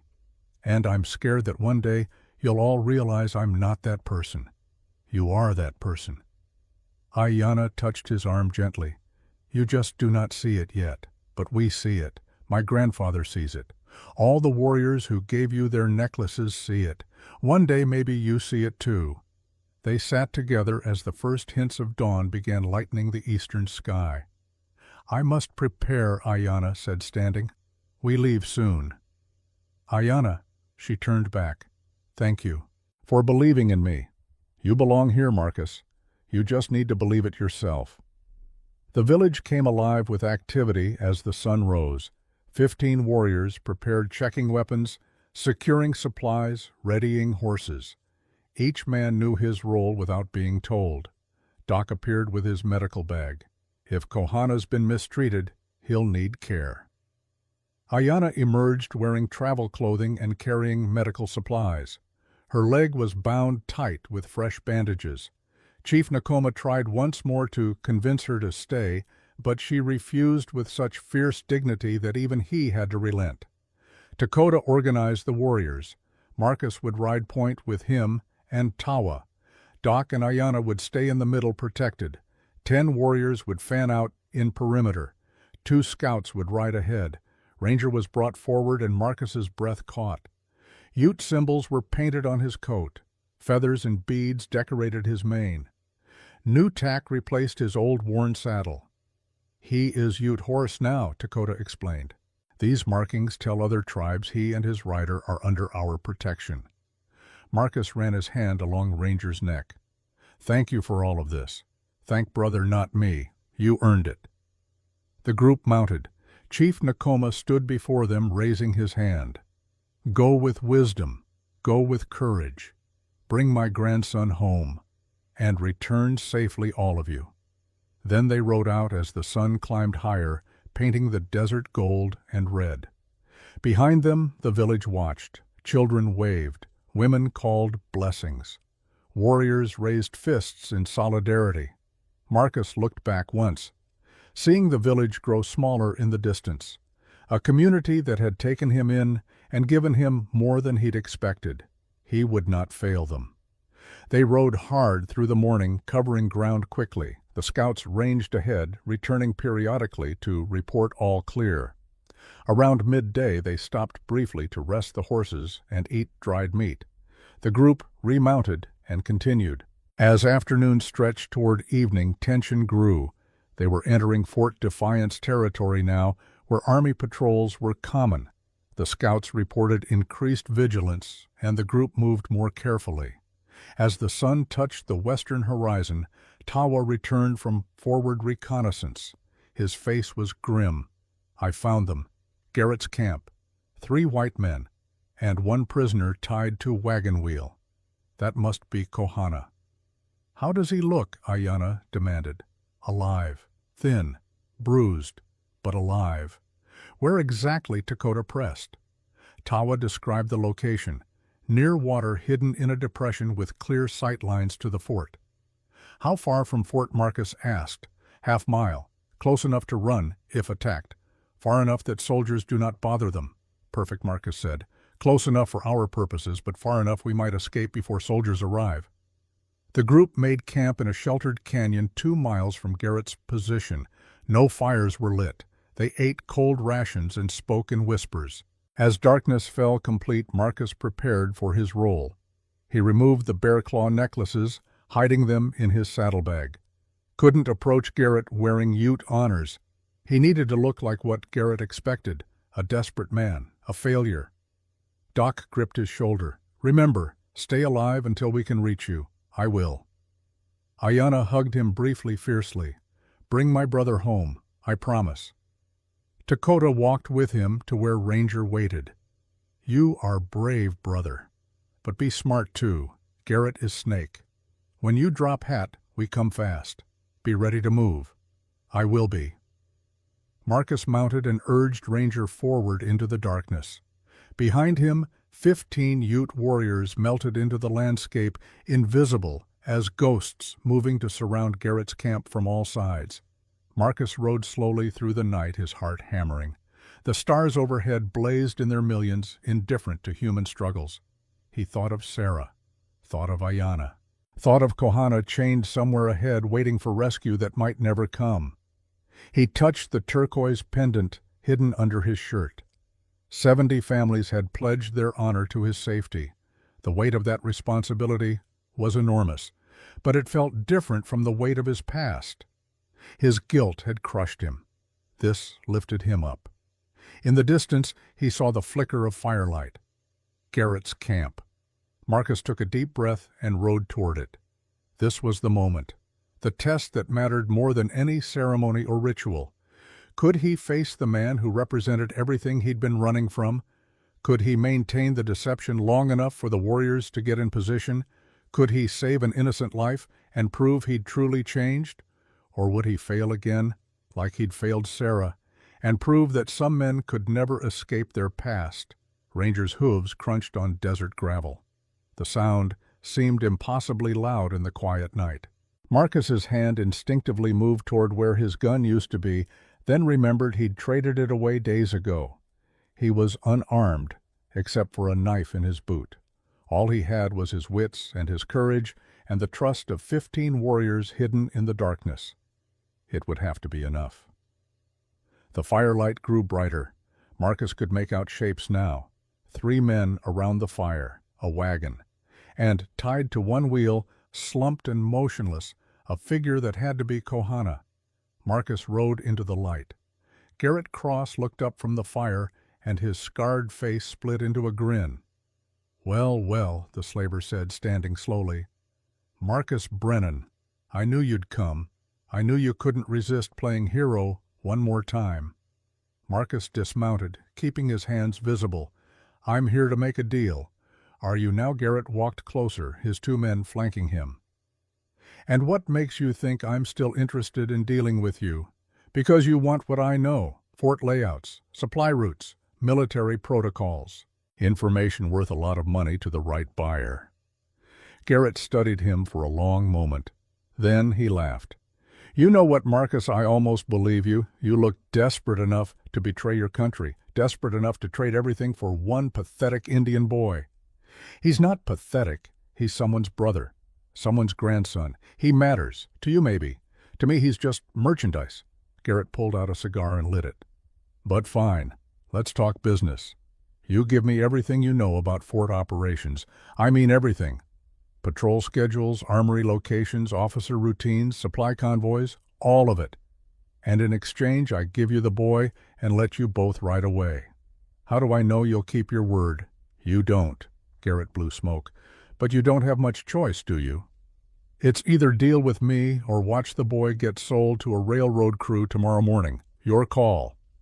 Marcus glanced at Kohana. The young man was conscious now, watching with fever-bright eyes. He looked beaten, but not broken. "All right," Marcus said. "I'll tell you what you want to know. But first, let me see he's okay. Let me give him water." Garrett considered, then shrugged. "Fine, but try anything stupid, and we shoot you both." Marcus walked to the wagon, acutely aware of Garrett's men watching his every move. He knelt beside Kohana and uncorked his canteen. "Drink," he said quietly. Kohana drank gratefully. "Who are you?" he whispered in English. "Friend of your sister." Marcus kept his voice low. "Help is coming. Be ready to move when I give the signal." Kohana's eyes widened slightly, but he nodded imperceptibly. "That's enough," Garrett called. "Get back over here. Time to start talking." Marcus stood and walked back to the fire. As he did, he reached up and adjusted his hat. Then, as casually as if he were tired, he removed it and dropped it to the ground. The signal had been given. For 3 seconds, nothing happened. The night was silent except for the crackle of the fire. Then the darkness erupted. 15 Ute warriors burst from cover on all sides, war cries splitting the air. Arrows flew. Garrett's 2 men went down immediately, one with an arrow in the shoulder, one tackled by Tawa before he could reach his rifle. Garrett spun, reaching for his gun, but Marcus was faster. He closed the distance and drove his shoulder into Garrett's chest, both men crashing to the ground. They grappled in the dirt, Garrett stronger, but Marcus more desperate. The slaver got on top hands, reaching for Marcus's throat. Marcus bucked, throwing him off, scrambling for Garrett's dropped pistol. His fingers closed around the grip. He spun, aiming at Garrett's chest. The slaver froze, hands raised, that smirk finally gone. "Do it," Garrett said. "Shoot me. Become the killer you used to be." Marcus's hand shook. Every fiber of his being wanted to pull that trigger.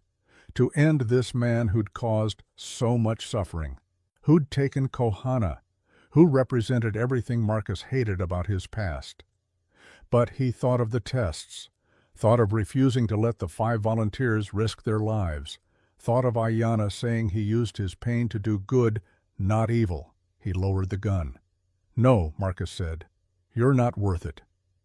Takota was suddenly there, cutting Kohana's bonds. Other warriors secured Garrett's men. Doc rushed to examine Kohana, while Ayanna limped forward, tears streaming down her face. "Brother," she cried, embracing him. In the distance, a bugle sounded from the fort. Someone had heard the commotion. "We go now," Takota shouted. "Soldiers coming." The group mounted quickly.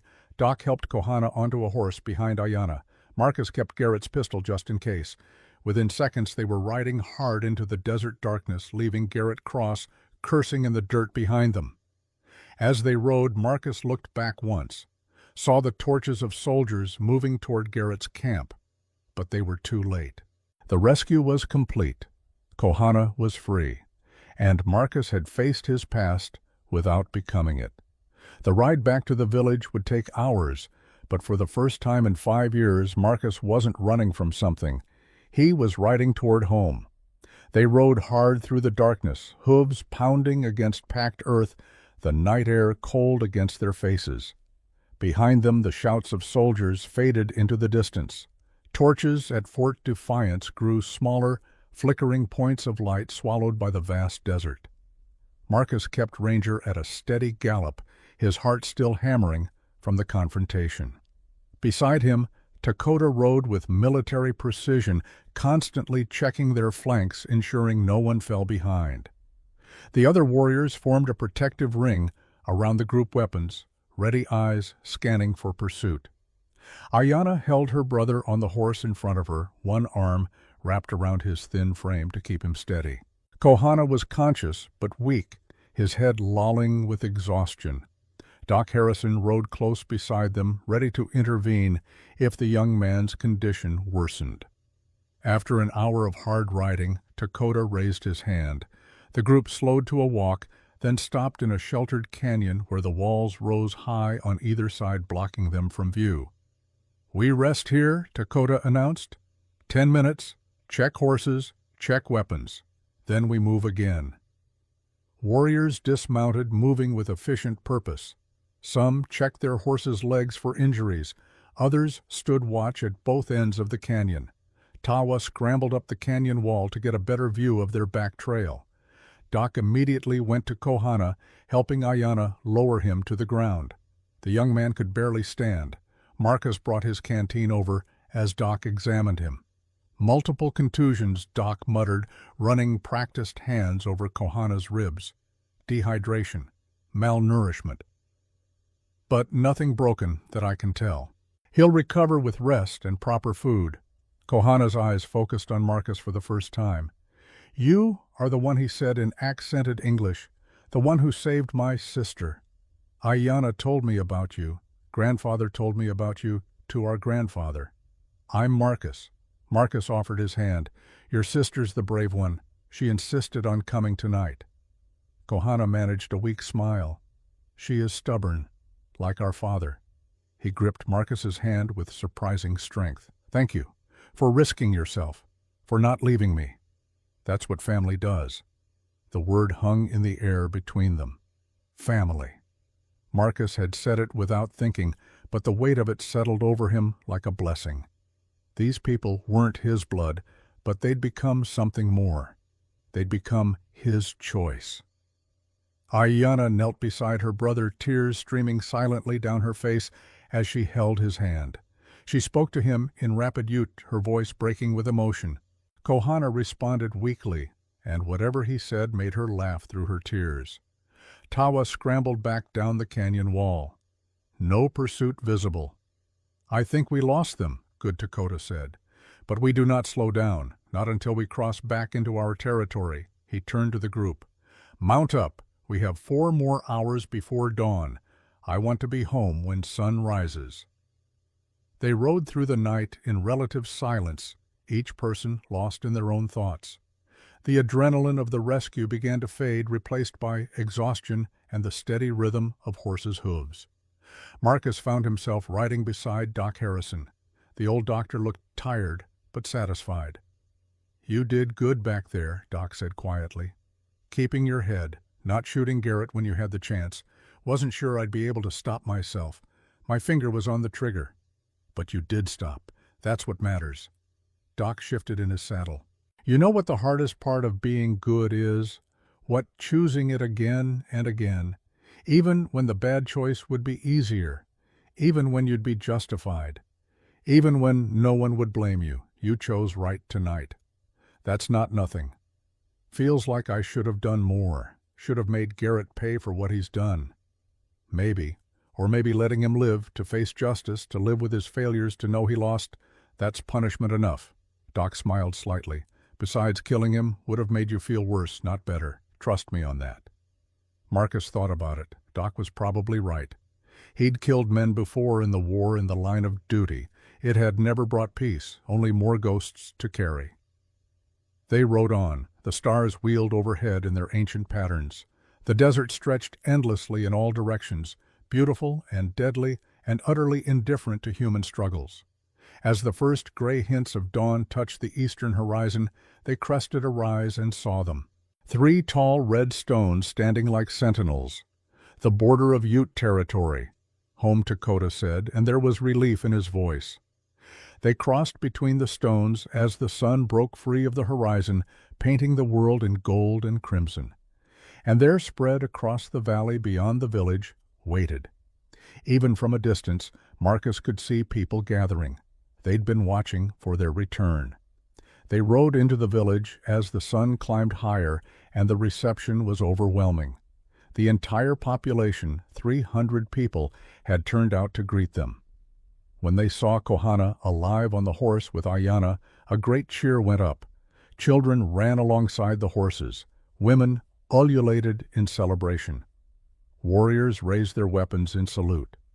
Chief Nakoma stood in the center of the village, his weathered face split by a smile Marcus had never seen before. The old chief looked 10 years younger, joy radiating from him like light. Ayanna and Doc helped Kohana down from the horse. The young man's legs buckled, but Dakota and Tawa were there to support him.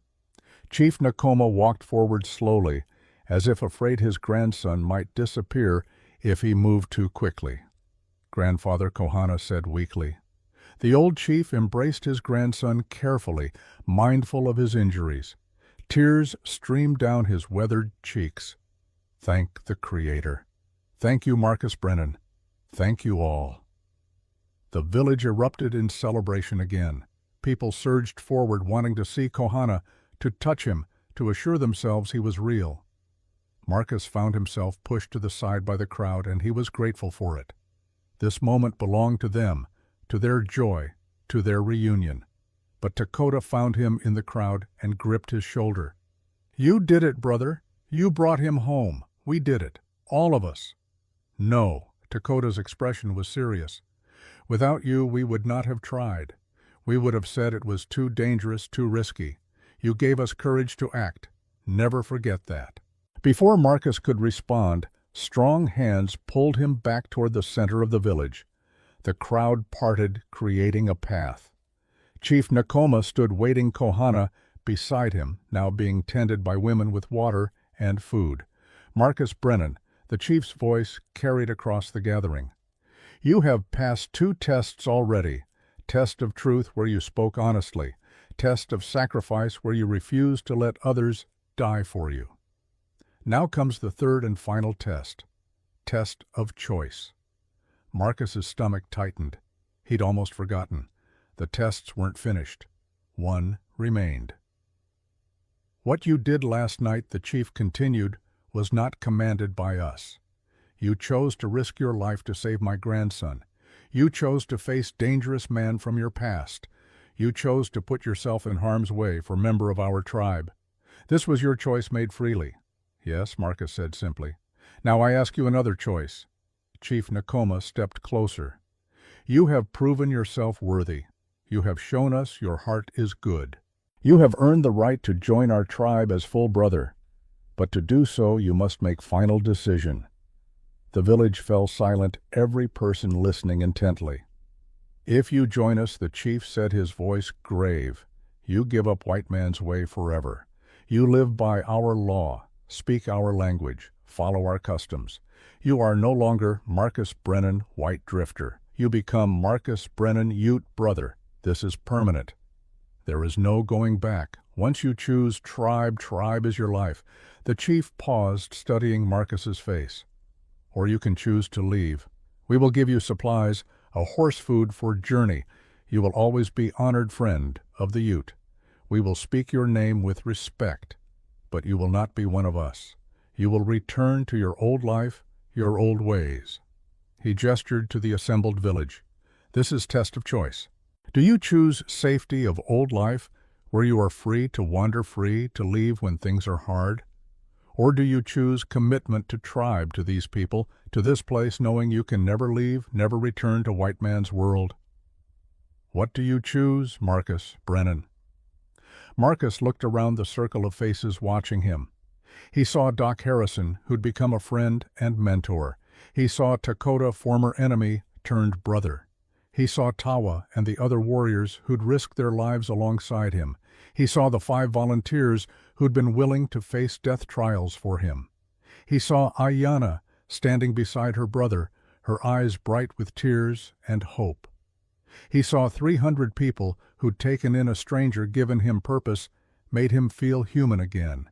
And he thought of his old life, years of drifting from town to town, running from memories, carrying guilt like a stone, working odd jobs, sleeping in cheap rooms, waking each morning with no purpose beyond survival. Alone, always alone. That life had been killing him slowly. He'd been a ghost walking through the world, existing, but not living. Here with these people, he'd felt alive for the first time in 5 years. The choice wasn't hard. It was the easiest choice he'd ever made. Chief Nakoma Marcus said, his voice steady and clear, "I choose the tribe. I choose to stay. I choose to be Ute." A murmur ran through the crowd. The chief's stern expression softened into something like pride. "You understand what this means. Once you choose, you cannot undo. Your old life ends today. I understand, and I want it to end. That life was just me running from who I was. This life here with these people, this is me finally standing still, finally being who I'm supposed to be." Chief Nakoma nodded slowly.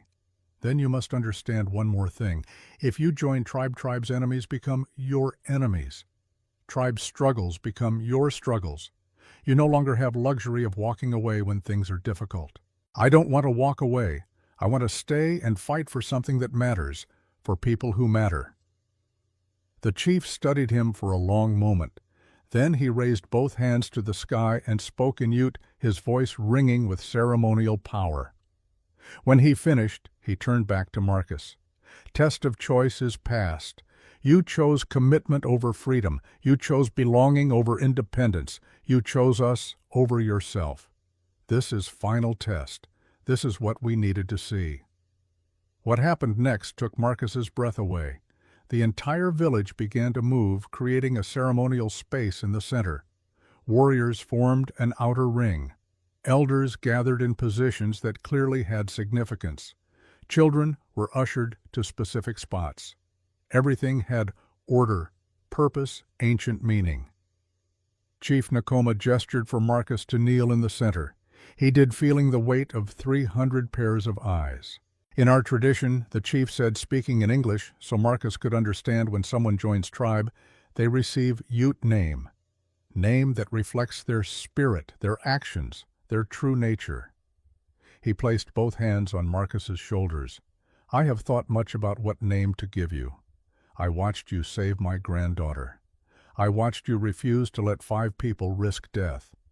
I watched you give up your gun rather than kill your enemy. I watched you choose tribe over your old life." The chief's voice grew louder, addressing not just Marcus, but the entire village. "You give when others take. You protect when others harm. You sacrifice when others steal. This is who you are. This is your name." He spoke a word in Ute. The word rolled off his tongue with power and beauty. Then he translated, "Hasi Ni, the one who gives. This is your name now. This is who you will be among our people forever." Marcus felt tears streaming down his face. A name, his own name in their language. Identity, belonging, purpose. "Rise, Hasi Ni," the chief commanded. Marcus stood, and the village erupted in celebration for the second time that morning. But this time, the cheering was for him, for his choice, for his new name, for his permanent place among them. The warriors began a ceremonial chant, deep and rhythmic. The women joined with higher voices. The children clapped in rhythm. The entire village became a living song of welcome. Ayanna approached and embraced him. "Welcome home, brother Hasi Ni. Dakota came next, gripping his forearm in the warrior's greeting. From this day we are blood, not by birth, but by choice, the strongest bond. One by one people came forward, touching his shoulder, speaking his new name, welcoming him not as outsider, but as family. Doc Harrison was last, his eyes wet with tears. Never seen a white man truly become part of a tribe before. You did it, son. You really did it. Feels like I finally found what I was looking for. What's that home? 6 months later. The ceremony ended, but the celebration continued for 3 days. There was feasting, dancing, storytelling. Kohana recovered his strength and spent hours with Marcus, teaching him Ute language and customs. Ayana worked with him on herbal medicine. Dakota trained him in Ute fighting techniques. Marcus learned quickly, driven by genuine desire to understand and honor his new people. He helped build hogans, went on hunting parties, participated in councils. He was no longer a guest being tested. He was family with all the responsibilities and privileges that entailed. But this was not the end of Marcus's story. It was the beginning. 6 months passed. Spring arrived in 1877, painting the desert with unexpected flowers. The village thrived. Kohana fully recovered and even began courting a young woman from a neighboring band. Chief Nakoma's health remained strong. The children grew. Life continued in its ancient rhythms.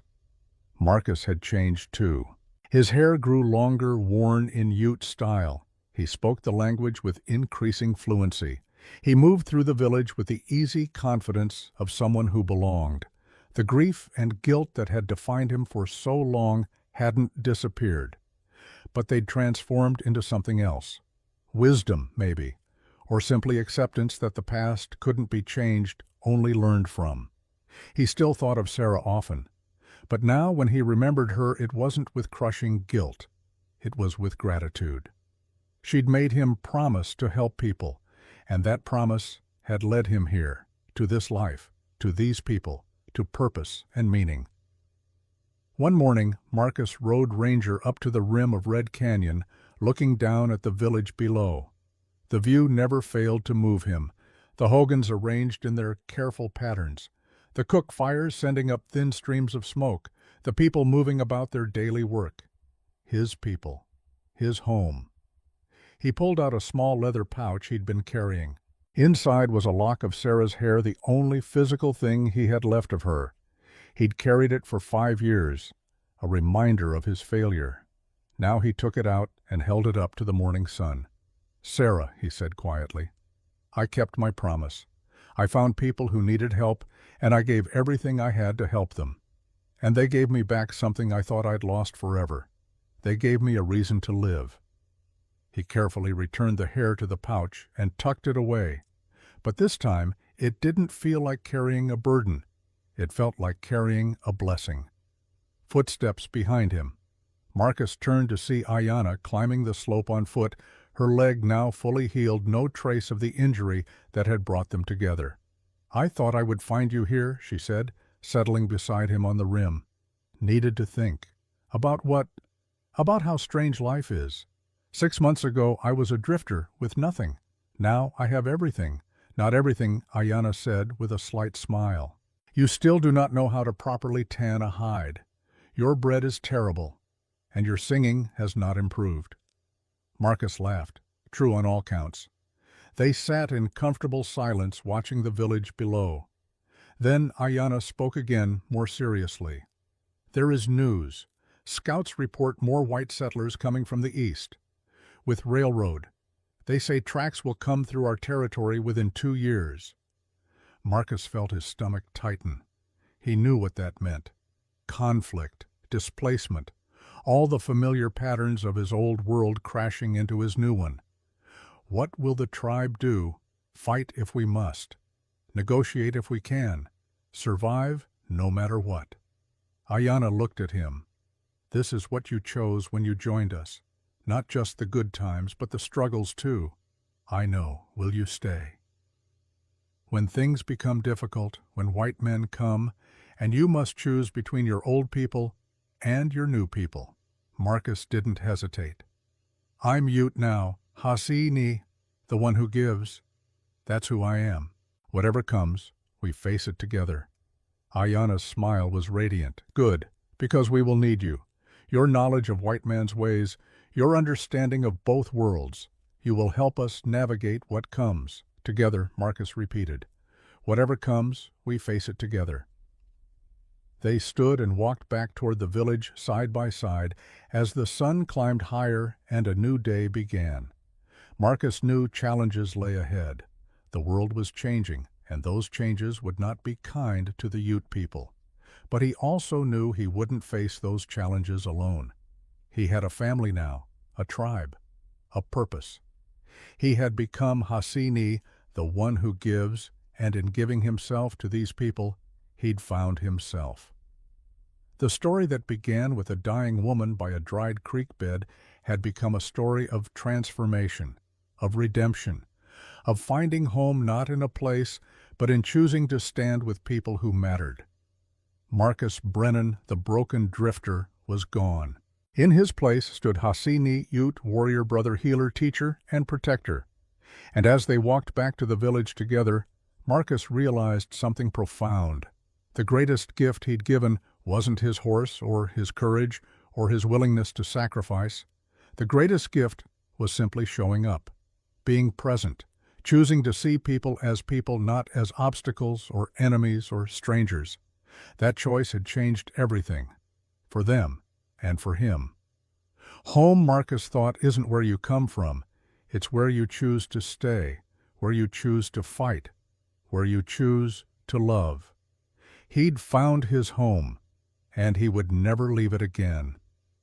3 weeks after Marcus became Hasini, a rider came to the village at dawn. Not a Ute warrior, but a white man on a lathered horse riding hard from the east. The sentries stopped him at the 3 red stones, and Dakota was summoned. Marcus was helping repair a Hogan roof when the commotion started. He climbed down and joined the gathering crowd. The white rider was young, maybe 22, with dust caked on his face and fear in his eyes. I need to speak to whoever's in charge, the young man said, his voice hoarse. I have a warning. Chief Nakoma arrived flanked by Ihawi and 2 senior warriors. The young rider dismounted and spoke quickly. My name's Thomas Cole. I'm a deputy from Gallup. I rode all night because you need to know what's coming. The railroad company hired a man named Garrett Cross. They're paying him to clear Ute land by any means necessary. Marcus felt ice form in his stomach. Garrett, the man he'd humiliated and left in the dirt at Fort Defiance, the man whose operation he'd destroyed. Of course Garrett would come back. Men like him always did. When Chief Nakoma asked calmly, 2 weeks, maybe less. Cole looked around at the assembled tribe. Cross is gathering men, 50, 60 guns for hire, claim jumpers, outlaws, men with nothing to lose. He's telling them the Ute are savages squatting on valuable railroad land. He's promising them money and whatever they can steal. Why you tell us this? Dakota demanded his hand on his knife. You are white man. Why you help us? Cole met his gaze steadily. Because I took an oath to uphold the law, not to help murderers steal land. What Cross is planning isn't legal settlement. It's a massacre, and I won't be part of it. He turned to Chief Nakoma. I can't stop Cross legally. He has lawyers' money connections. But I can give you warning, give you time to prepare or evacuate. That's all I can offer. Chief Nakoma studied the young deputy for a long moment. Then he nodded. You are brave to come here. Brave to risk your reputation among your own people. We thank you for this warning. Cole nodded clearly, relieved. I should go. If anyone knows I came here, I'll lose my badge, maybe worse. Wait, Marcus stepped forward. Deputy Cole, does Cross know I'm here? Does he know I'm with the Ute? Cole's expression darkened. Yeah, he knows. He talks about you constantly, says you betrayed him, stole from him, humiliated him. He's not just coming for the tribe. He's coming for you specifically. The words settled over the gathering like a shroud. Marcus had known this was possible, but hearing it confirmed was different. He'd brought this danger to his new family. Garrett's vendetta was personal, and Marcus had made the Ute people targets by association. "Thank you for the warning," Marcus said quietly. After Cole rode away, the village erupted in heated discussion. Some argued for immediate evacuation, taking the families to safety in the mountains. Others wanted to fortify the village and prepare for siege. Still others advocated striking first, hitting Cross's forces before they could organize. The debate raged all day. Marcus sat listening, saying nothing, watching his people, his family argue about how to survive a threat he'd brought to their doorstep. That evening, Chief Nakoma called a formal council. The elders gathered in the large ceremonial hogan, along with senior warriors, including Marcus. Dakota spoke first, his voice hard with anger. "We should attack Cross before he attacks us. Take 15 warriors, ride to wherever he gathers his men, kill him before this begins." "That is murder, not defense," Ihawi countered. "And it makes us no better than him." "It is survival," Dakota shot back. "You think Cross will show mercy? You think his hired guns will spare our women and children? We strike first, or we die. If we strike first, we prove everything white men say about us." Another elder argued. "We become the savages they call us. We give them excuse to send army, not just hired criminals." The argument intensified. Marcus watched Chief Nakoma, who sat silent, his weathered face unreadable. The old chief let the debate continue for nearly an hour before finally raising his hand. "Enough." His voice cut through the noise. "We will not attack first. We are not murderers. But we will not run either. This is our land, our home. We defend it." How Dakota demanded. "We have 70 warriors. Cross brings 60 guns.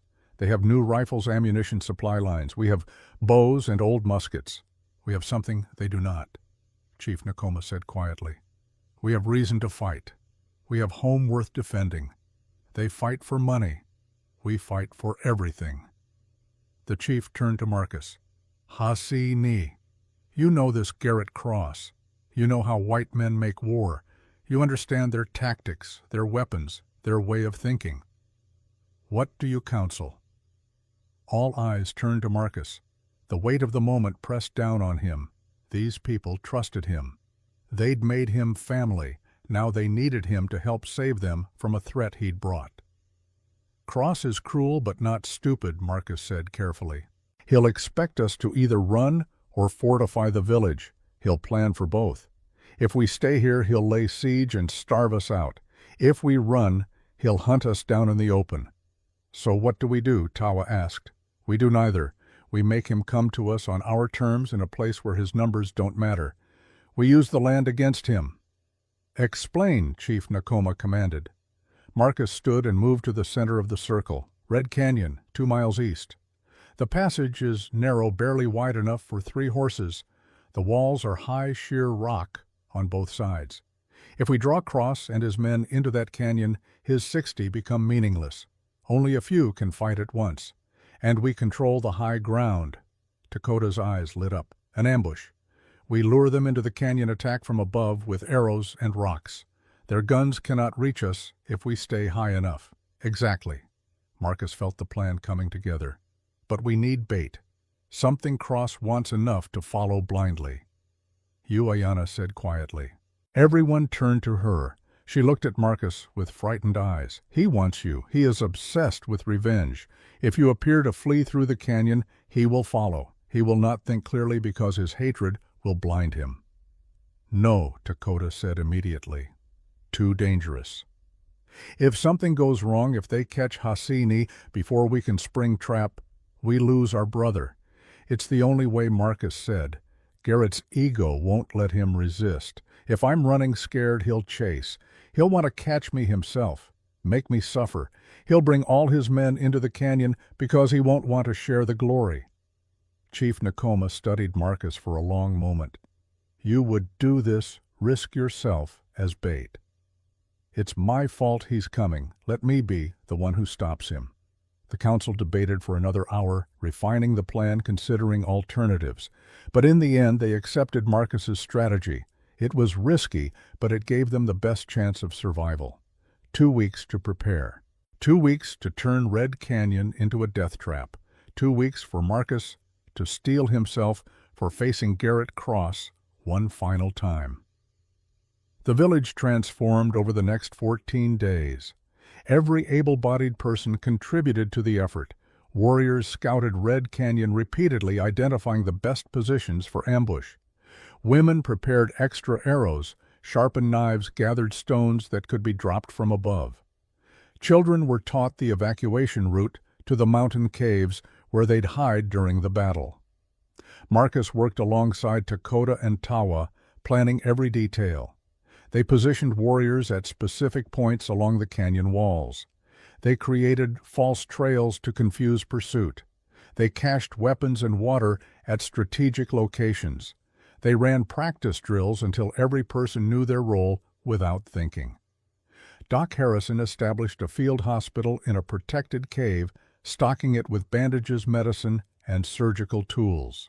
He trained several women in basic wound treatment, knowing he couldn't handle all the casualties alone. Ayanna worked tirelessly, preparing herbal remedies, organizing supplies, and checking on the children who would shelter in the caves. But Marcus saw the fear in her eyes whenever she looked at him. She knew he was the primary target. She knew this plan put him in the most danger. One evening, 5 days before Cross was expected to arrive, Ayanna found Marcus on the canyon rim studying the terrain one more time.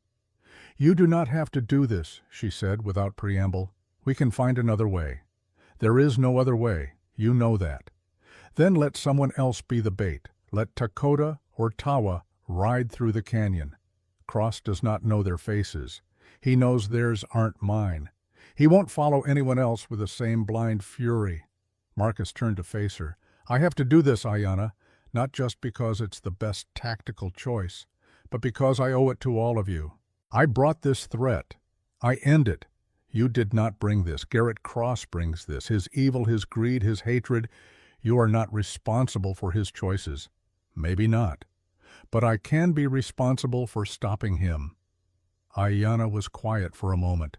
"Then, when you ride through that canyon, when you lead those evil men to their deaths, remember something. What you are not the man you were when you worked with Cross.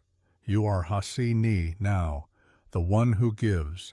You give protection to your people. You give courage to those who are afraid. You give hope that good can triumph over evil. Do not forget who you have become." Marcus felt emotion tighten his throat. "I won't forget. I promise." She embraced him, then holding tight. "Come back to us. Come back to me. I will." But as he said the words, Marcus wasn't sure he believed them. The plan was dangerous. 100 things could go wrong. Cross might see through the trap. The ambush might fail. Marcus might not be fast enough to escape once he'd led them in.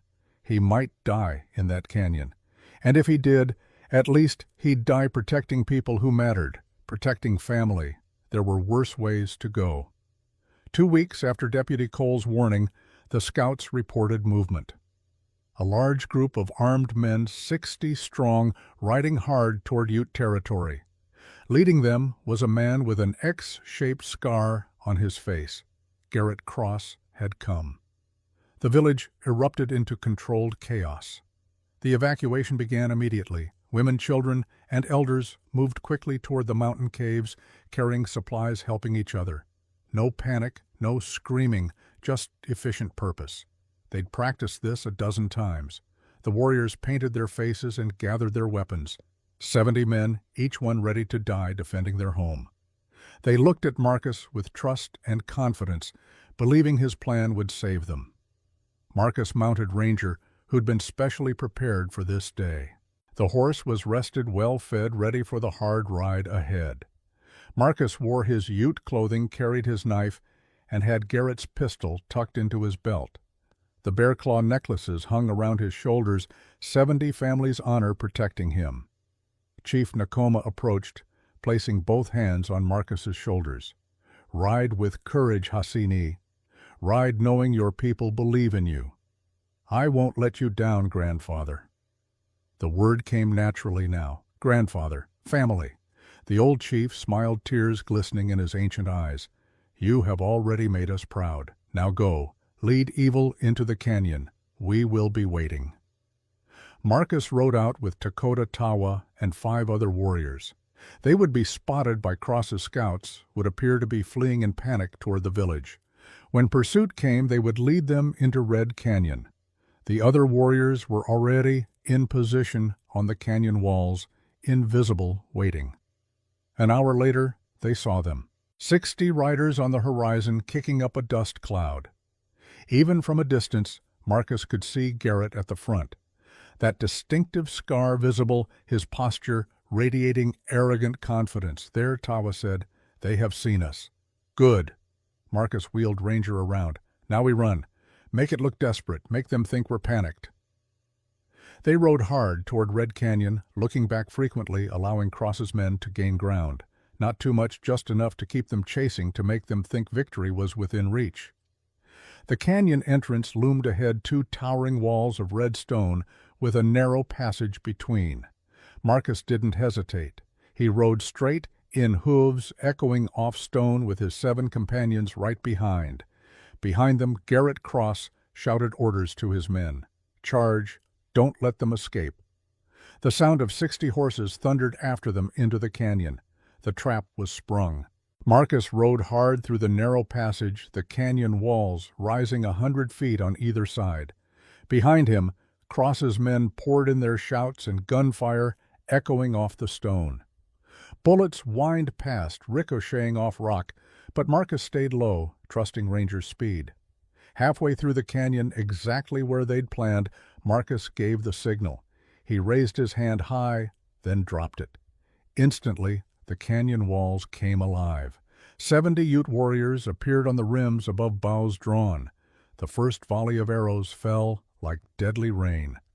Cross's men, packed tight in the narrow space, had nowhere to go. Men screamed. Horses reared and bucked. Chaos erupted. Now Marcus shouted to his companions. They wheeled their horses and charged back through the confusion, weapons drawn, adding to the panic. Garrett Cross, to his credit, didn't panic. He'd been a soldier once, and those instincts kicked in. "Fall back," he roared. "Get out of the canyon. It's a trap." But it was too late. The Ute had also blocked the rear entrance. More warriors appeared, firing arrows, dropping rocks, creating a killing zone. Cross's men were trapped between 2 forces in a space where their superior numbers meant nothing. The battle became brutal and close. Some of Cross's men tried to climb the canyon walls and were met by Ute warriors who pushed them back down. Others dismounted and tried to use their rifles, but the angles were wrong, the targets too high and too mobile. Marcus fought his way through the chaos, searching for Garrett. He had to end this, had to finish what he'd started. Then he saw him. Cross had dismounted and taken cover behind a boulder, directing his men, trying to organize a defense. Their eyes met across the battlefield. Recognition, hatred, and from Garrett, something like mad joy.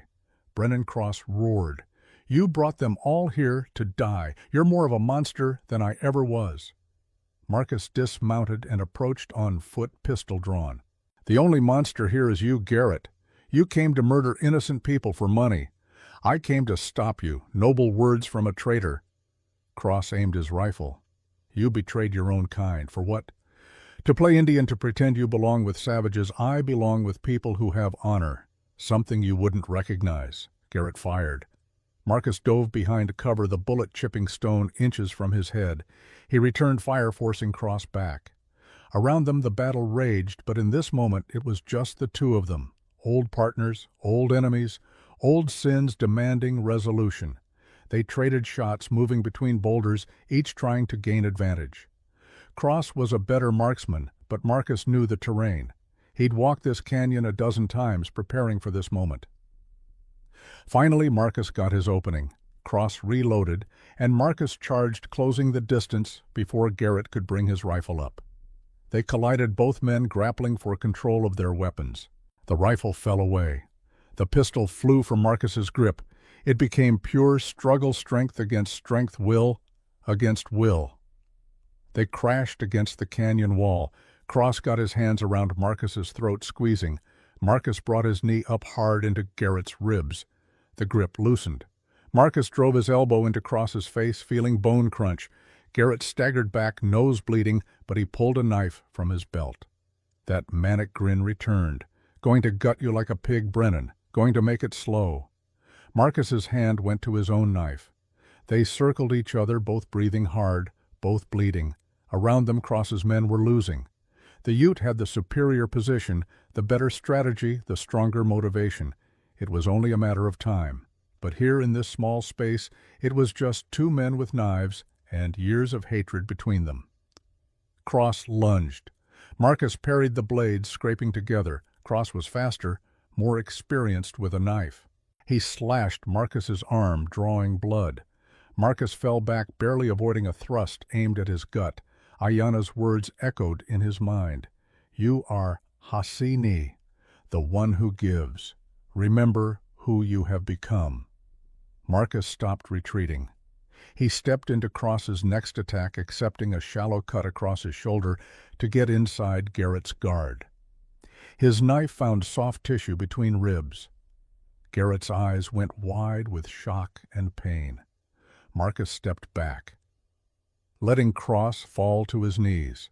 The slaver looked up at him, blood spreading across his shirt, and laughed weakly. Guess you changed after all. Old Marcus wouldn't have had the stones. I'm not old Marcus anymore. Marcus stood over him. And I didn't do this for revenge. I did it to protect my family. There's a difference. Garrett coughed, blood flecking his lips. Family. That's what you call them. They're still just savages, Brennan, and you're still just a fool. No, Marcus said quietly. They're people, and I'm home. Garrett Cross died with that look of confusion on his face, unable to understand how a man could choose a people over his own kind, unable to grasp that family wasn't about blood, but about choice. Marcus stood there for a moment, feeling nothing but tired. Then Dakota was beside him, gripping his shoulder. It is finished, the warrior said. Their men surrender or flee. We have won. Marcus looked around the canyon. Cross's forces were indeed broken. Some lay wounded or dead. Others had dropped their weapons and stood with hands raised. A few had managed to escape back the way they'd come, fleeing on foot into the desert. The Ute warriors were already moving among the wounded, separating those who could be saved from those too far gone. Even in victory, they showed mercy that Cross's men wouldn't have offered. Come, Dakota said. The people are waiting to see you alive. They rode back to the village as heroes. The women and children emerged from the caves, cheering, crying with relief. 13 Ute warriors had been wounded, but only 2 seriously. Not a single woman or child had been harmed. The victory was as complete as anyone could have hoped. Chief Nakoma embraced Marcus like a son. You saved us, Hasini. You gave us victory. We saved each other, grandfather. This was everyone's victory, but as the celebration began, Marcus found himself walking to the edge of the village, needing quiet. Doc Harrison found him there. How are you feeling? The old doctor asked. Tired, sad, relieved. That's about right for killing a man, even one who needed killing. I keep thinking about what Garrett said at the end, that they're savages and I'm a fool. Doc was quiet for a moment. You know what the difference is between civilization and savagery. What civilization is when you fight for something bigger than yourself. Savagery is when you fight only for what you can take. By that measure, Cross and his men were the savages. You and the Ute are civilized. Marcus considered that. Maybe you're right. I know I'm right. And so do you, deep down. Doc gestured back toward the village. Look at them. Look at what they built.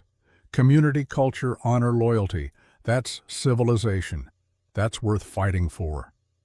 They stood together as the sun set, painting the desert in shades of gold and red. Tomorrow would bring new challenges, Deputy Cole would have to file reports. The railroad company would protest. There might be investigations, possibly army intervention. The future was uncertain. But tonight, the village celebrated.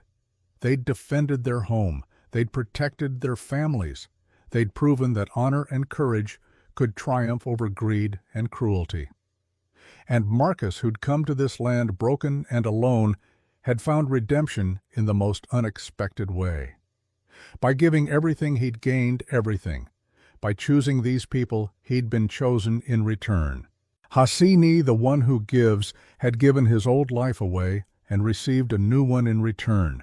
He'd given up his past and gained a future. He'd given his loyalty to a people not his own by blood and become more fully himself than he'd ever been. As Ayanna approached and took his hand, leading him back toward the celebration, Marcus realized something profound. The greatest gift anyone can give isn't possessions or sacrifice or even courage. The greatest gift is simply choosing to stay, to commit, to say these people, this place, this moment, this is where I belong, and I will never leave. He'd found his home, and he would defend it for the rest of his days.